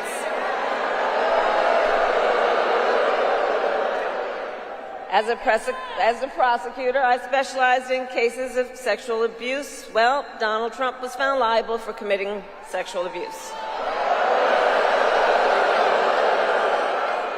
As Attorney General, I held Wall Street banks accountable for fraud. Well, Donald Trump was just found guilty of fraud, 34 counts.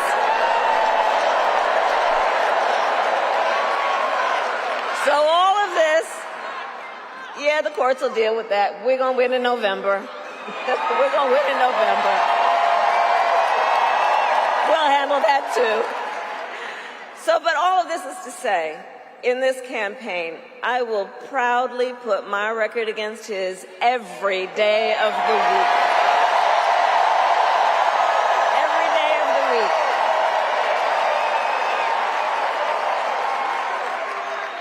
But make no mistake, that being said, our campaign is not just about us versus Donald Trump. It is about, and I love you, Bob.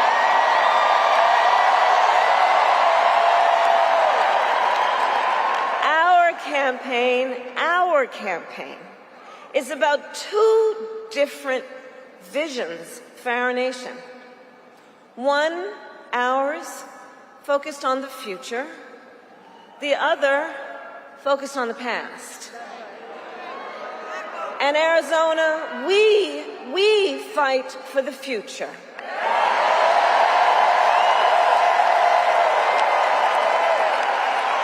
A future with affordable health care, affordable child care, and paid leave.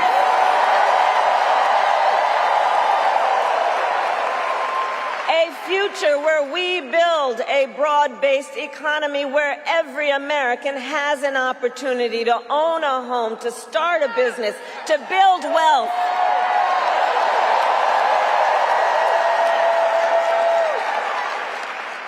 Here with us today, I know we have a number of Native leaders. And as president, I will tell you, I will always honor tribal sovereignty and respect tribal self-determination.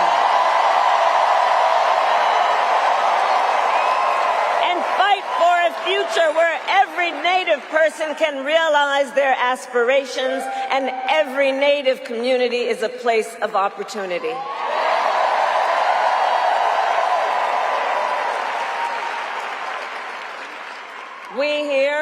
We believe in a future where we lower the cost of living for America's families so that they have the chance not just to get by, but to get ahead.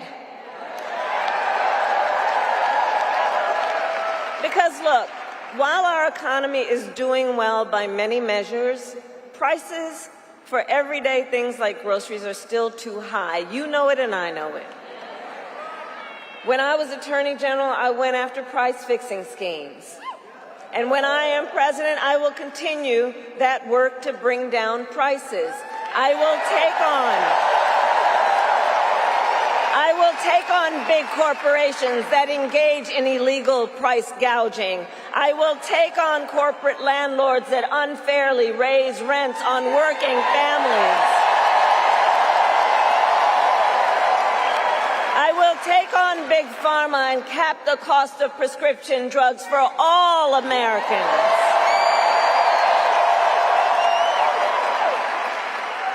And all of this is to say, unlike Donald Trump, I will always put the middle class and working families first.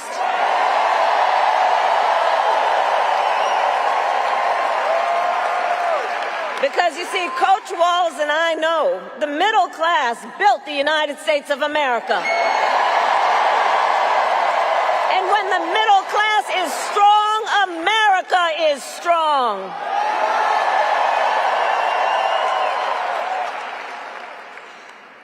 And while we work to move our nation forward, look, Donald Trump, be very clear, intends to move us backward. Just look, and we're not going back. We're not going back. We're not going back. We're not going back. No. But just look at his, Tim talked about it. Look at his Project 2025 agenda. It's 900 plus pages. I can't believe they put that thing in writing, by the way. But when you look at it, when you read it, you will see Project 2025 is a plan to weaken the middle class.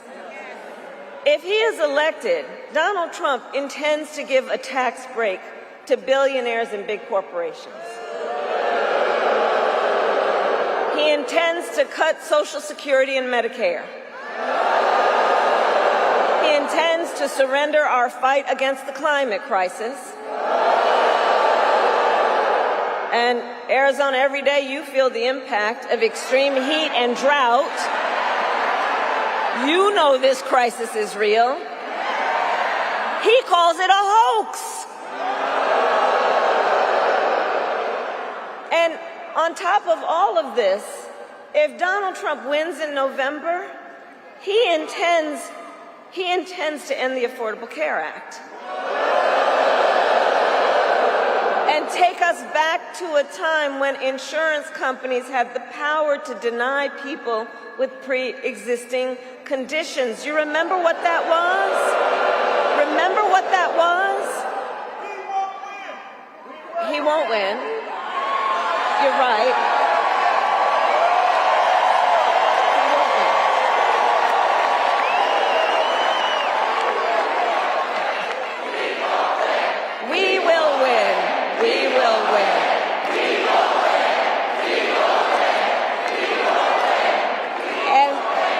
Part of why we are going to win is because we remember, and we are smart, and we know what's happening, and we're not falling for the gaslighting, and we're not falling for the okey-doke.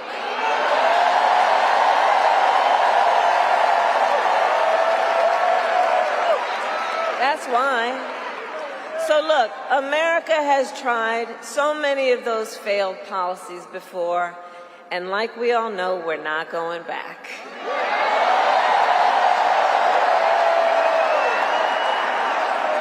We will move forward and take on the biggest issues facing our nation. For example, the issue of immigration. So I was Attorney General of a border state. I went after the transnational gangs, the drug cartels, and human traffickers. I prosecuted them in case after case, and I won. So I know what I'm talking about. We know our immigration system is broken, and we know what it takes to fix it. Comprehensive reform that includes strong border security and an earned pathway to citizenship.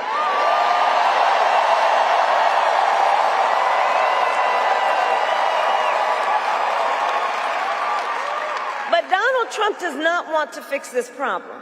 Be clear about that. He has no interest or desire to actually fix the problem.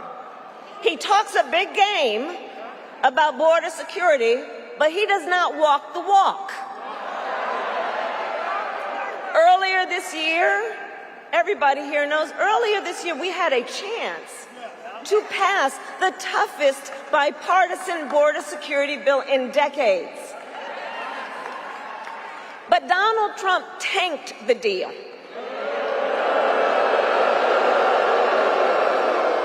Because he thought by doing that it would help him win an election. But when I am president, I will sign the bill.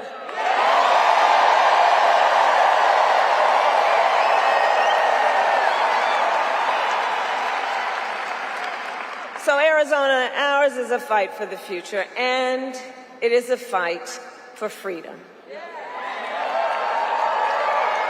Across our nation, we are witnessing a full-on assault against hard-fought, hard-won freedoms and rights. The freedom to vote, the freedom to be safe from gun violence, the freedom to love who you love openly and with pride,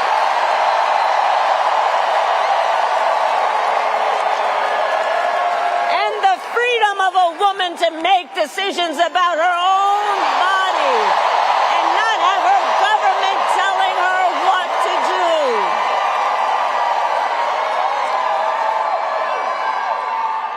And on that last point, understand how we got here.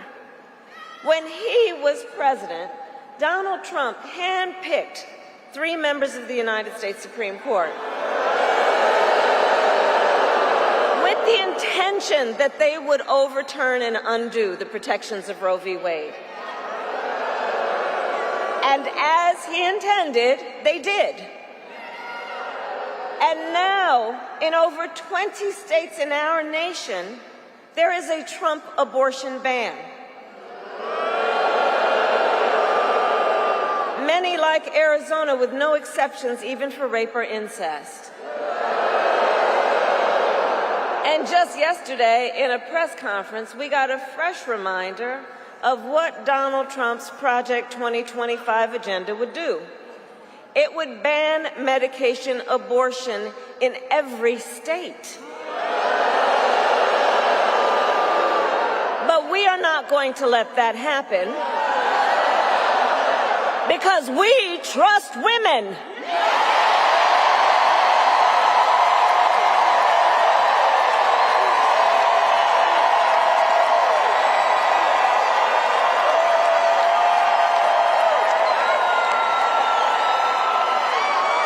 And when I am President of the United States and when Congress passes a bill to restore reproductive freedoms for every woman in America, I will sign it into law.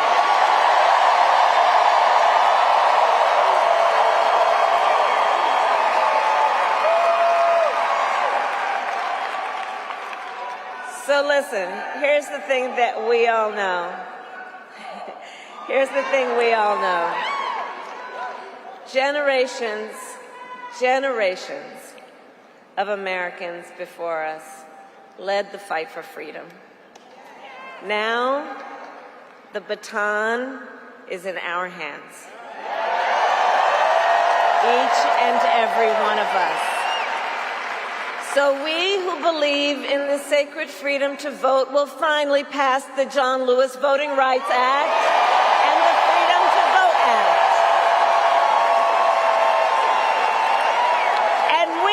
Believe in the freedom to live safe from gun violence will finally pass an assault weapons ban, universal background checks, and red flag laws. So much is on the line in this election. And understand, this is not 2016, and this is not 2020. You know, this time around, the stakes are even higher. And that's because last month, the United States Supreme Court basically just told the former president, who has been convicted of fraud, that going forward, he will be effectively immune no matter what he does in the White House. But think about what that means. Think about what that means in this election. Think about what that means. He's been effectively told he will be immune if he's back in the White House. Think about what that means when you remember Donald Trump has openly vowed if reelected he will be a dictator on day one. That he will weaponize the Department of Justice against his political enemies. Remember that he even called for the, quote, termination of the Constitution of the United States. Understand what this means. And let us be very clear. Someone who suggests we should terminate the Constitution of the United States should never again stand behind the seal of the United States President. Never again. Never again.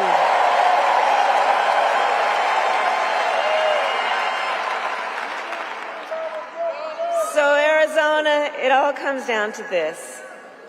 We are here because we love our country. We love our country.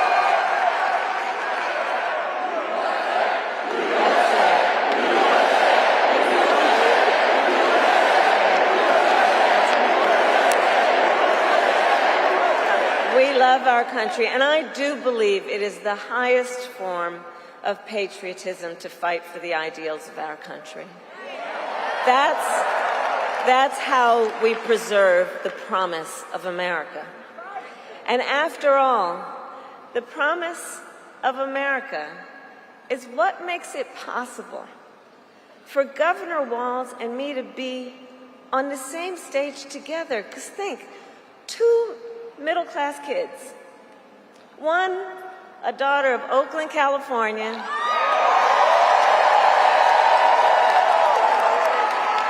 who was raised by a working mother, had a summer job at McDonald's, The other, a son of Nebraska Plains who grew up working on a farm. Think about it.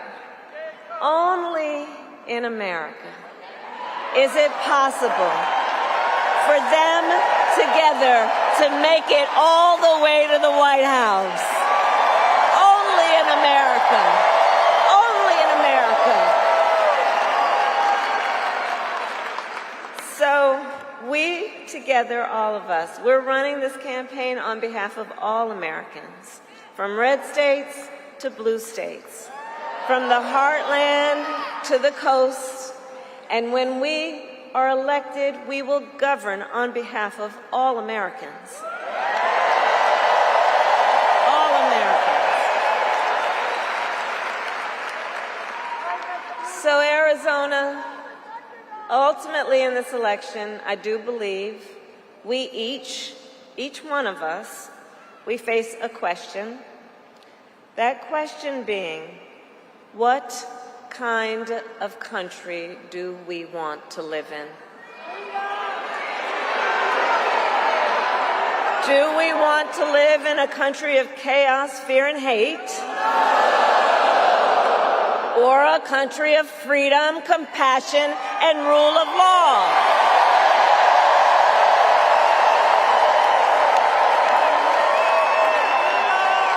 And the beauty of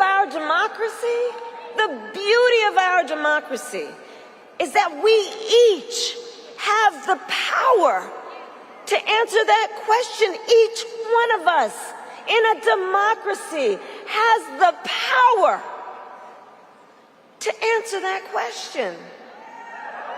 The power is with the people.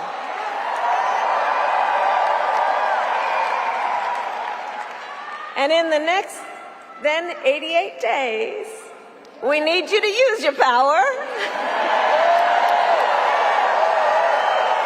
We need you to knock on some doors. We need you to register folks to vote. We need you to energize, to mobilize, to organize, and to make your voices heard. So Arizona, I ask, are you ready to make your voices heard? Do we believe in freedom? Do we believe in opportunity? Do we believe in the promise of America? And are we ready to fight for it? And when we fight, we win. God bless you, and God bless the United States of America.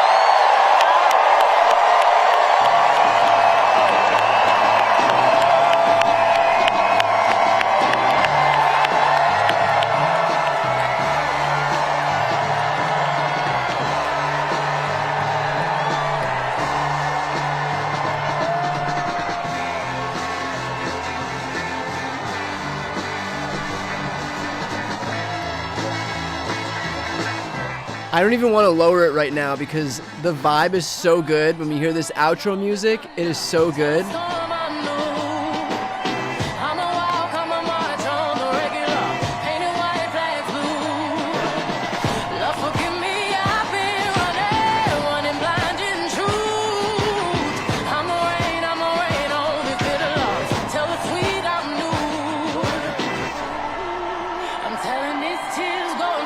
at this.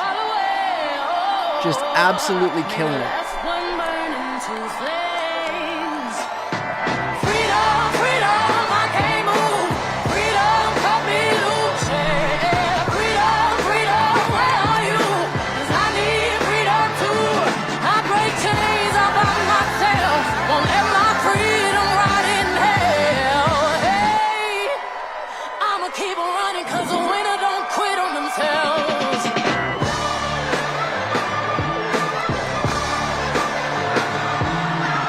I mean, 20,000 people strong in this arena right now. Here's the thing. You can't fake that. You can't buy that. You can't manufacture that. There's one thing that everybody keeps saying after watching these rallies, and that is how similar it is to 2008. The last time that we ran somebody in 2008 with this kind of feeling behind our campaign, that guy served for 8 years. Was the most popular Democrat in the entire Democratic Party. That's the exact same type of joy, optimism, hope that we're feeling right now as the direct result of this campaign. And let's be clear, that is growing right now. I know everybody's taught there, so a lot of people in the media are desperate to make Welcome it to feel Pod Save like America. I'm Dan Pfeiffer. And I'm to make it feel like that this is different. For example, that they're waiting for the honeymoon period to end, and so they will.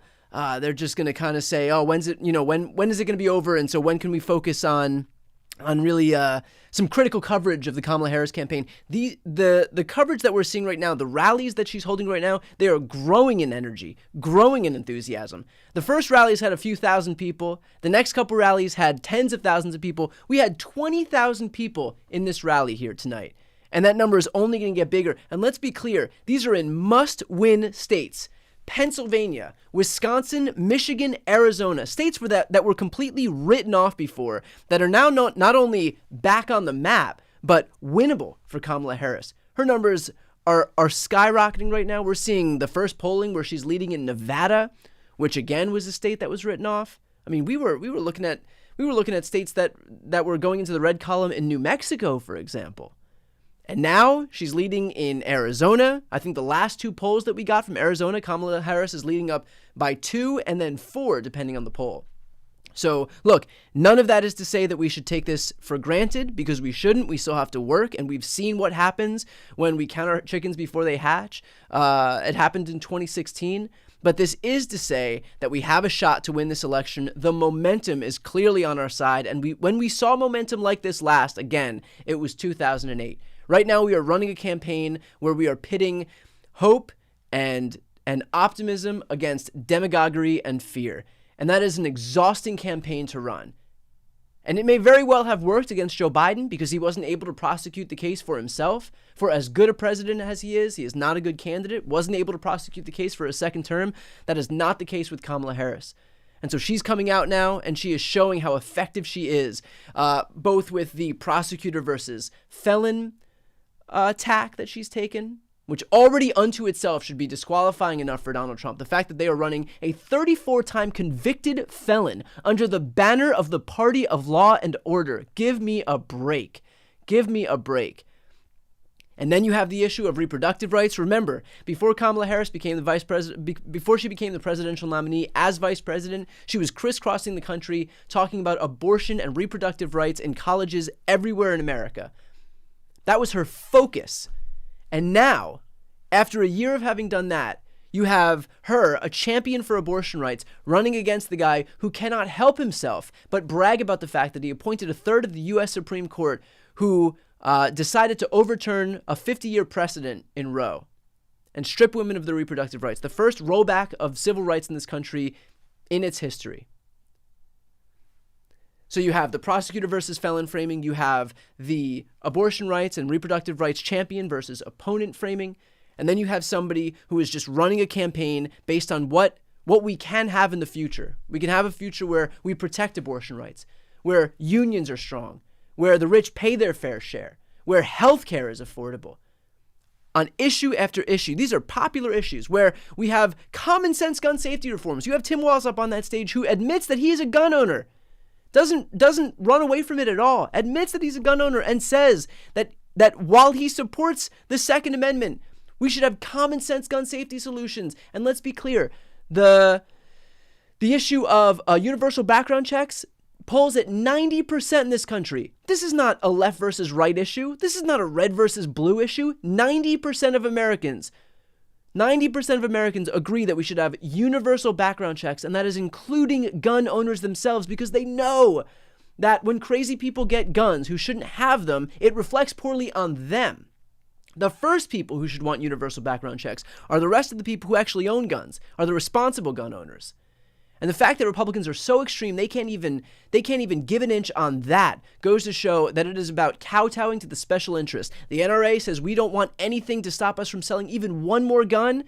So the Republican Party says, great, we're not going to block anything. Even if that means we can let mentally unwell people grab guns, fine. If it means the gun lobby's happy because they donate to our campaigns, that's exactly what we're going to do. Same thing with the fossil fuel companies. If it means, if polluting the entire planet is what it takes to get a few $1,000 for each of our members so that they can win re-election and consolidate power for themselves, that's exactly what we're going to do.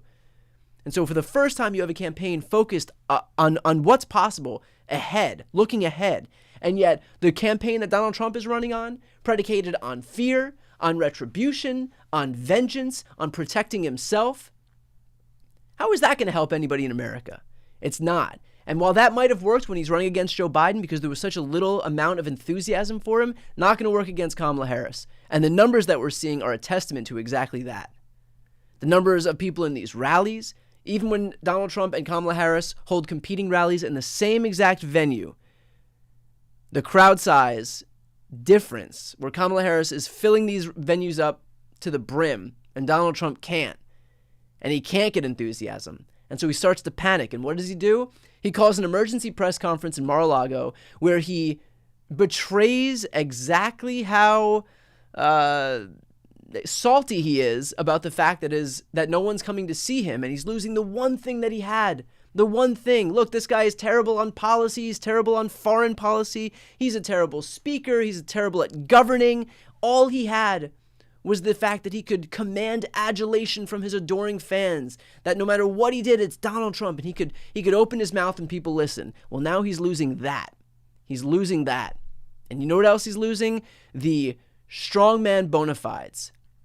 Kamala Harris did a number on him when she challenged him to that debate, and instead of taking it right away, he waffled for days and days and proved to everybody that no matter how much he beats his chest and punches down on immigrants, black people, brown people, trans people, LGBT people, foreigners, women, that at the end of the day, he's only punching down on people who he perceives as being weaker than him. And when you have somebody strong who came up to him and challenged him to a debate face to face, what did he do? Ran away for days and days and days, piercing the one thing that Donald Trump really had left. And that was his strongman bona fides. So he's not commanding attention anymore. He's not being perceived as strong anymore. What does he have left? That is exactly why so many people on the Republican side are running away from him. I want to show you an article that came up today in Drudge. Here's the headline in Drudge, which is no left-wing outlet. Let's be clear. Look at this. Matt Drudge. MAGA running out of steam. Polls show the Don losing Miami. Rogan jumps ship. Look at the upper corner here. I'm going to read it because I know it's probably too small to read. Trump isn't campaigning as hard as he used to. No longer commands the spotlight. Kamala campaign weaponizes crowd size. Poll, Harris +5, biggest lead yet in Nevada. This is a conservative website. We had Joe Rogan express admiration for RFK Jr. There was a neo-Nazi named Nick Fuentes who did the exact same thing, bailed on Trump's campaign today. When you're losing the neo-Nazis, that says something.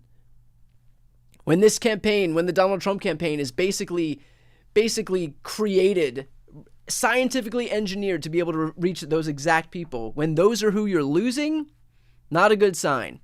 This is a sinking ship. But let's be clear. I say that knowing full well that anything can happen, and we've seen it happen before. We were all here in 2016. We know that it's possible that when everybody writes Donald Trump off, that he still has the ability to win. So do not let it happen again. Everybody here watching, 50,000 people watching right now, 50,000 live viewers. I'm sure by the time everybody watches this, there's going to be roughly around 1 million. Everybody has the responsibility to find one person in your circle of people who wouldn't have otherwise voted. Maybe they're disaffected. Maybe they don't agree with something that they've read online about the Democrats and have been susceptible to misinformation. Maybe they're not even aware that there's going to be an election coming up. Everybody has somebody in their life who just doesn't care about politics, who doesn't care about any of it. Your responsibility is to find that one person and make sure that they get out, get registered, and that they go to the polls and vote. especially if they live in a state like Arizona, Nevada, Georgia, North Carolina, Wisconsin, Michigan, Pennsylvania, or if they live in a district where there's a swing seat. And that is even in places like California, where I live, where we think it's this big blue bastion, but there are plenty of Republican seats, close Republican seats, that are absolutely flippable. So I think what I'll do right now is I'll take some questions. Before I do, just a quick request. I have 2 requests here. The first, if you enjoy this live stream, recognize that I don't put any of my content behind a paywall. I don't do memberships or anything like that, and I'll never do sponsorships or paid ads. All of my content is always free and available. So if you'd like to support my work and see more live streams like this one, please make sure to subscribe. Again, it's the best way to support what I do, and the subscribe button is right here on this screen. So if you're not yet subscribed, please do me a favor, support this live stream. Make sure you can watch other live streams, and go ahead and hit the subscribe button. The other is that I have a book coming out called Shameless. It is available on Amazon, Barnes & Noble, bookshop.org if you want to support indie bookshops. And I spent the last year working on it.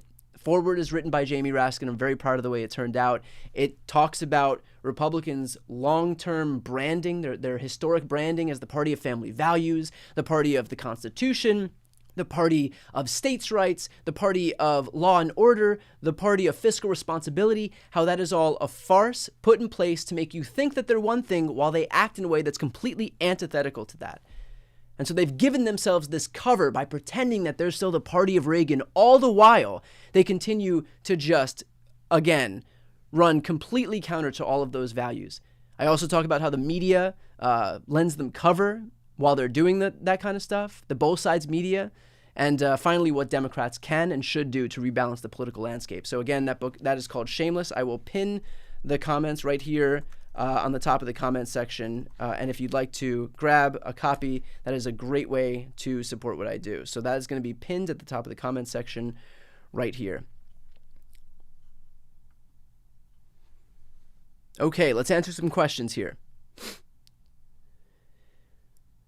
Do I think we'll have to wait until January to find out who actually wins because of Trump's monkey wrenching? No, I think we will get an answer pretty soon, and I know that a lot of these states are well prepared for Donald Trump's antics, so he will pull them. Let's be clear, he's already doing it in broad daylight. He got some members of the Georgia State Election Board to vote for this rule that would allow them to delay or prevent certification if they feel that there is adequate rationale to do so. Ultimately, if anybody does try to do that, and I've spoken about this with Mark Elias on my channel in our series called Democracy Watch, he assured me they will be sued. So let's be clear, if and when these Georgia election workers try to prevent certification because their God King didn't win and they don't know how to deal with the fact that they're losers, they will be sued. Any other election officials who try to do the same thing, they will be sued. So this is going to happen. We need to be cognizant of the fact that it's going to happen. We need to recognize that there is no basis for this stuff to happen, that they are throwing temper tantrums because they cannot accept the fact that their guy is a loser. Our job is to come out in numbers that make it so clear that Republicans are suffering a massive repudiation at the ballot box. That is our job. And it's going to happen in every state, in Georgia, in Arizona, Michigan, Wisconsin, Pennsylvania, every state across the country. Can I comment on how Kamala handled the hecklers? I thought she handled them masterfully, to be honest. I know this was an issue. Look, there's a big population in Michigan for whom the issue of Israel-Gaza is a major issue. She's already spoken to them. To the uncommitted group who refused to vote in the primary for Joe Biden, and so they have someone in Kamala Harris who's very clearly taking this issue seriously and who is working on a ceasefire, and that's been her focus right now. And I guarantee you, by virtue of the way that she answered that question, and by virtue of the way that they responded, which is to stop heckling, there's clearly some symbiosis there.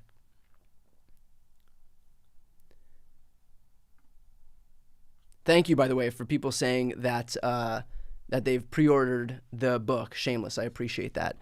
Let's see, by the way, if there will be any coverage of Trump's rally.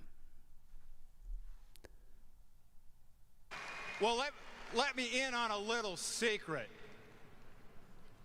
out here in Montana, we know the difference between a bull and a cow, don't we? Yeah, I think what I'm going to do is not give airtime to far-right Republicans who are just going to get up on stage and kind of spew their BS right now.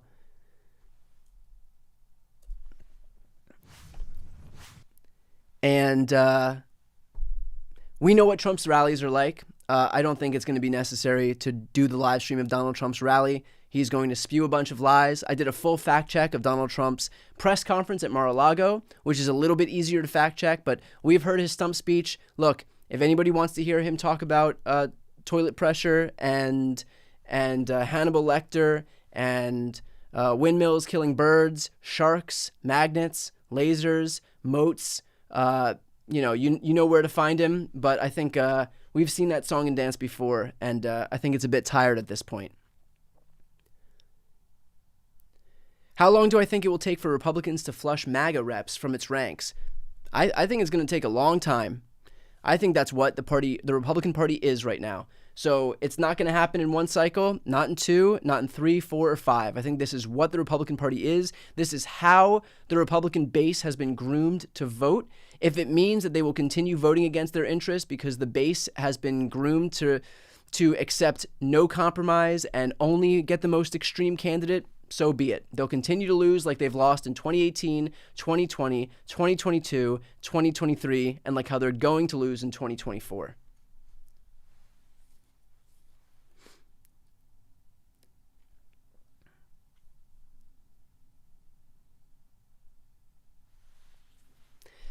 If and when Kamala wins, I think she should replace Merrick Garland. He's been more than a disappointment. I think she should appoint Glenn or Mark. My thoughts. If you're asking me whether I would like to see Glenn Kirshner or Mark Elias as Attorney General, you already know what I'm going to say. I think that Merrick Garland has been exceedingly slow to prosecute these cases. Exceedingly slow. And the fact that we still haven't seen this stuff go to trial, and it's been 4 years since the insurrection happened, for example, is a miscarriage of justice, and is exactly why Donald Trump feels so emboldened to try to do it again. So for what it's worth, for as much as it matters, yeah, I'd love to see Mark or Glenn as AG.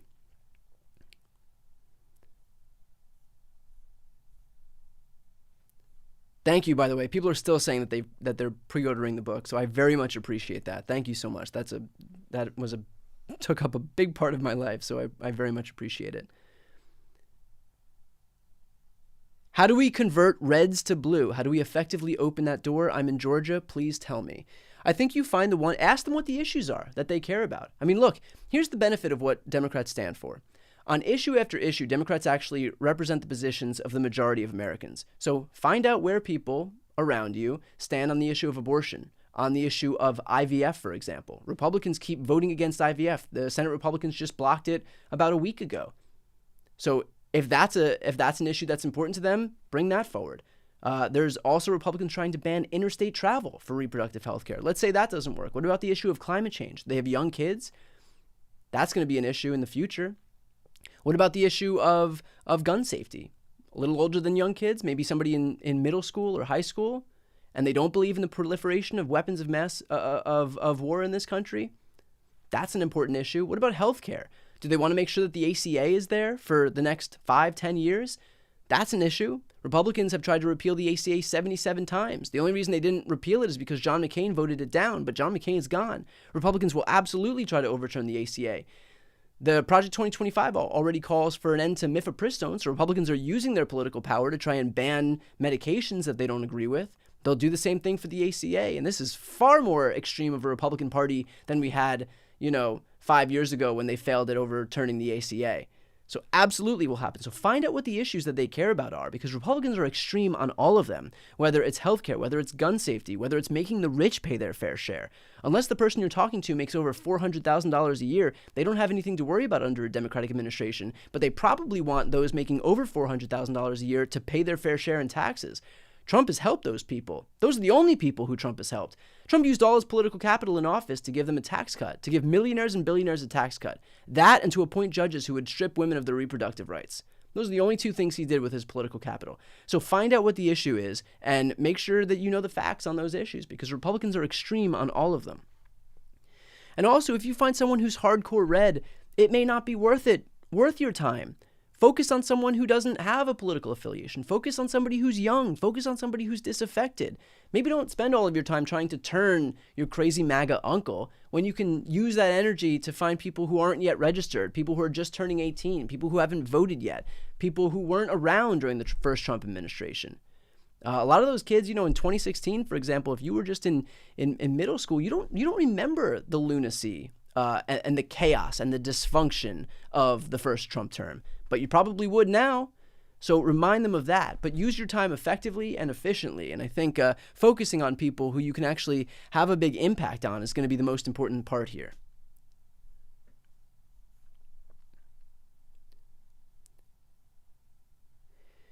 Can I explain what kind of an impact these rallies have? Presumably all of the attendees are already on board, right? They're great, but how do they help? I wouldn't assume that everybody who's attending is on board.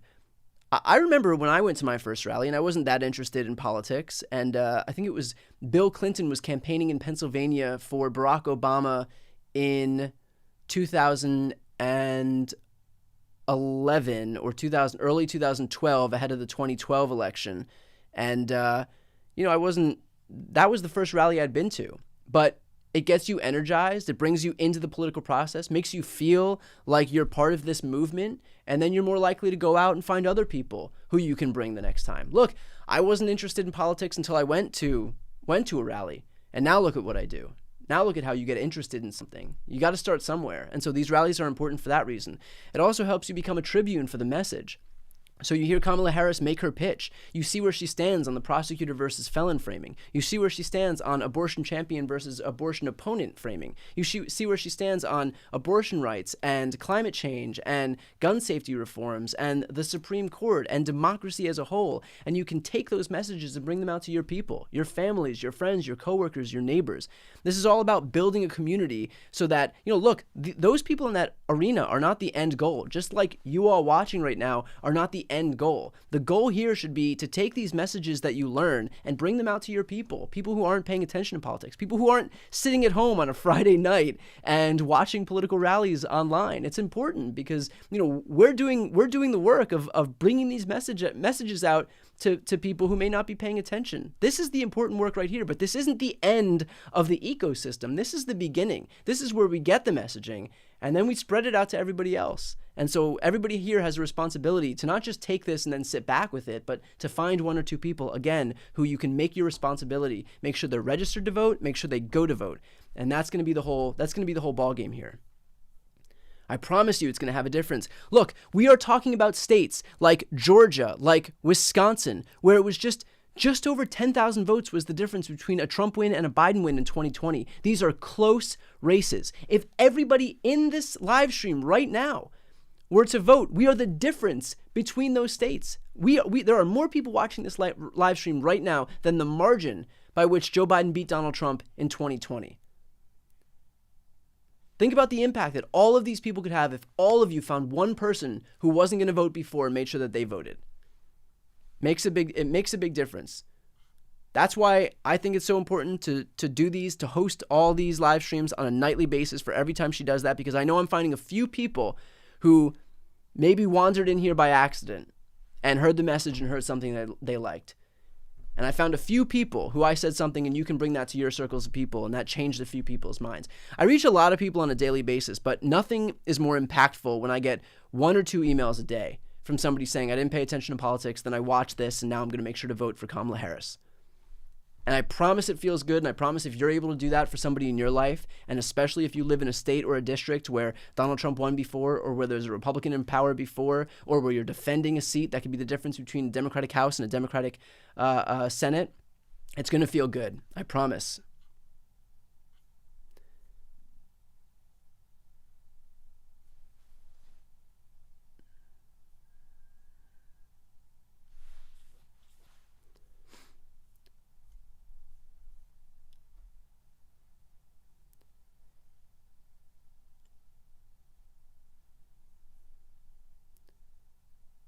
What happened? Here's a good question.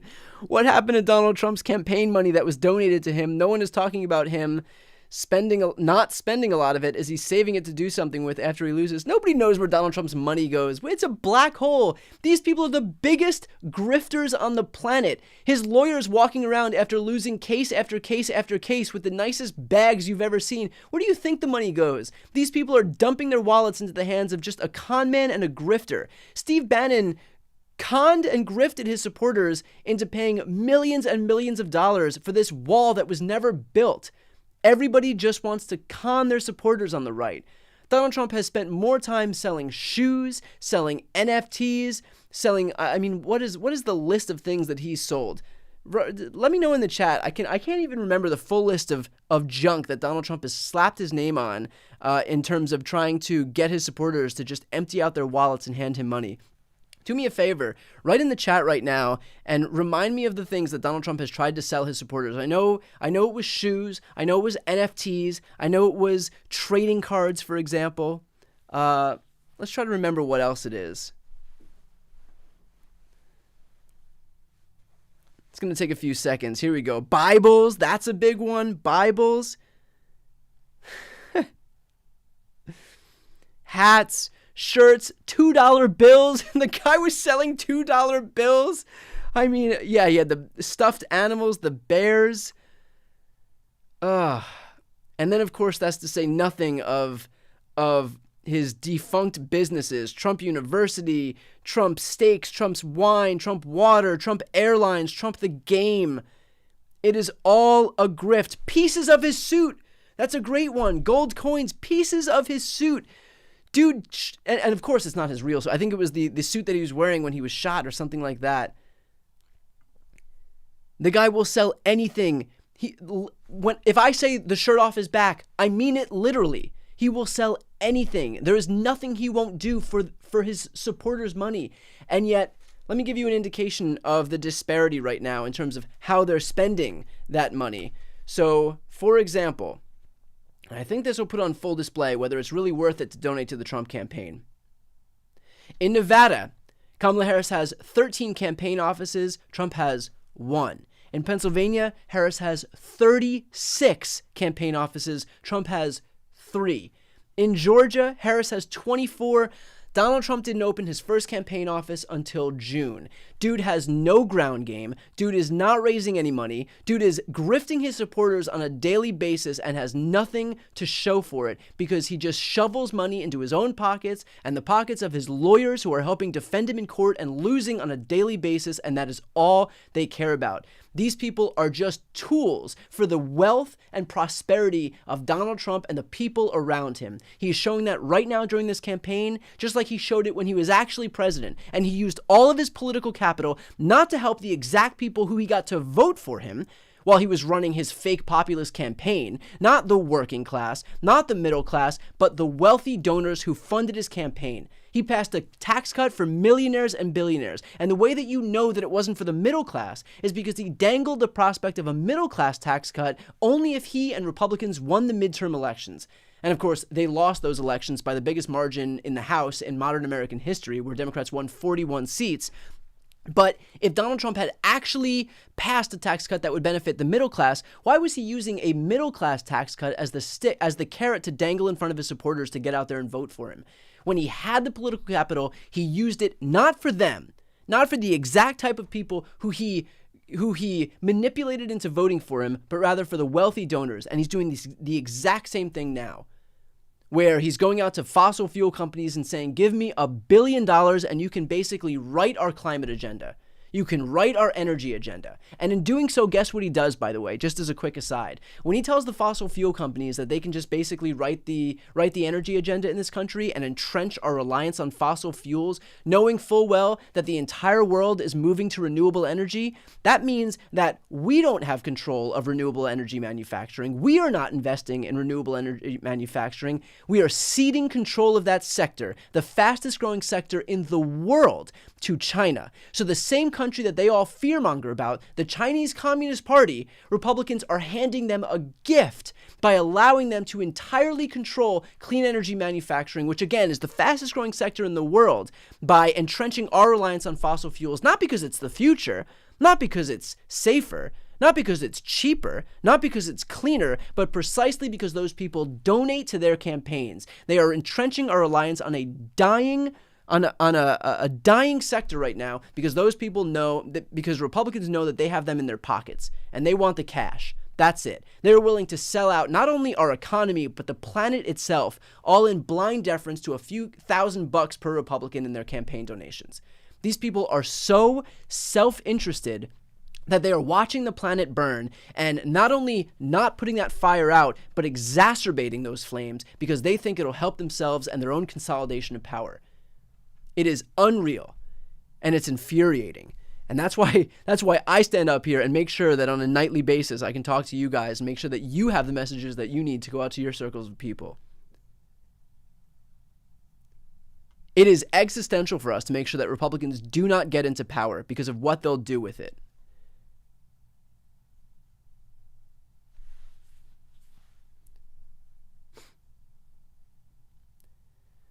What do I think the Elon Trump interview will be about on Monday? Here's the thing. What are we going to expect from Donald Trump? What is it going to be? Some deep dive into policy?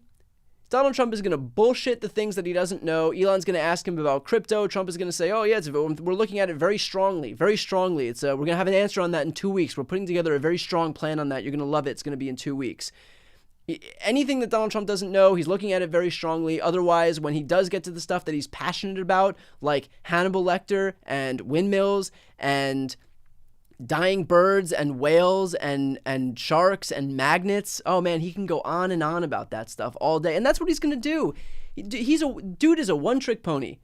When everything looks like a hammer, when all you have is a hammer, everything looks like a nail. He does the same thing every day, day in, day out. Donald Trump's favorite thing in the world is Donald Trump. He will massage his own ego, talk about how great he is, pretend that his dismal policies, his exceedingly unpopular policies are somehow popular, try to convince us, gaslight us to our faces that somehow the whole world wanted Roe overturned, when the fact that Roe overturned has been responsible for Republicans losing elections in 2022, 2023 in states like Ohio and Kansas and Kentucky and Virginia and Alabama. Give me a break with all of that.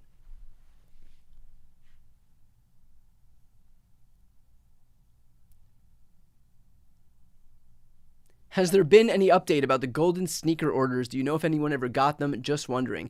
I don't know. I haven't followed it closely enough, but I think the only thing less surprising than, you couldn't find anything less surprising than this notion that these people didn't actually get their sneakers.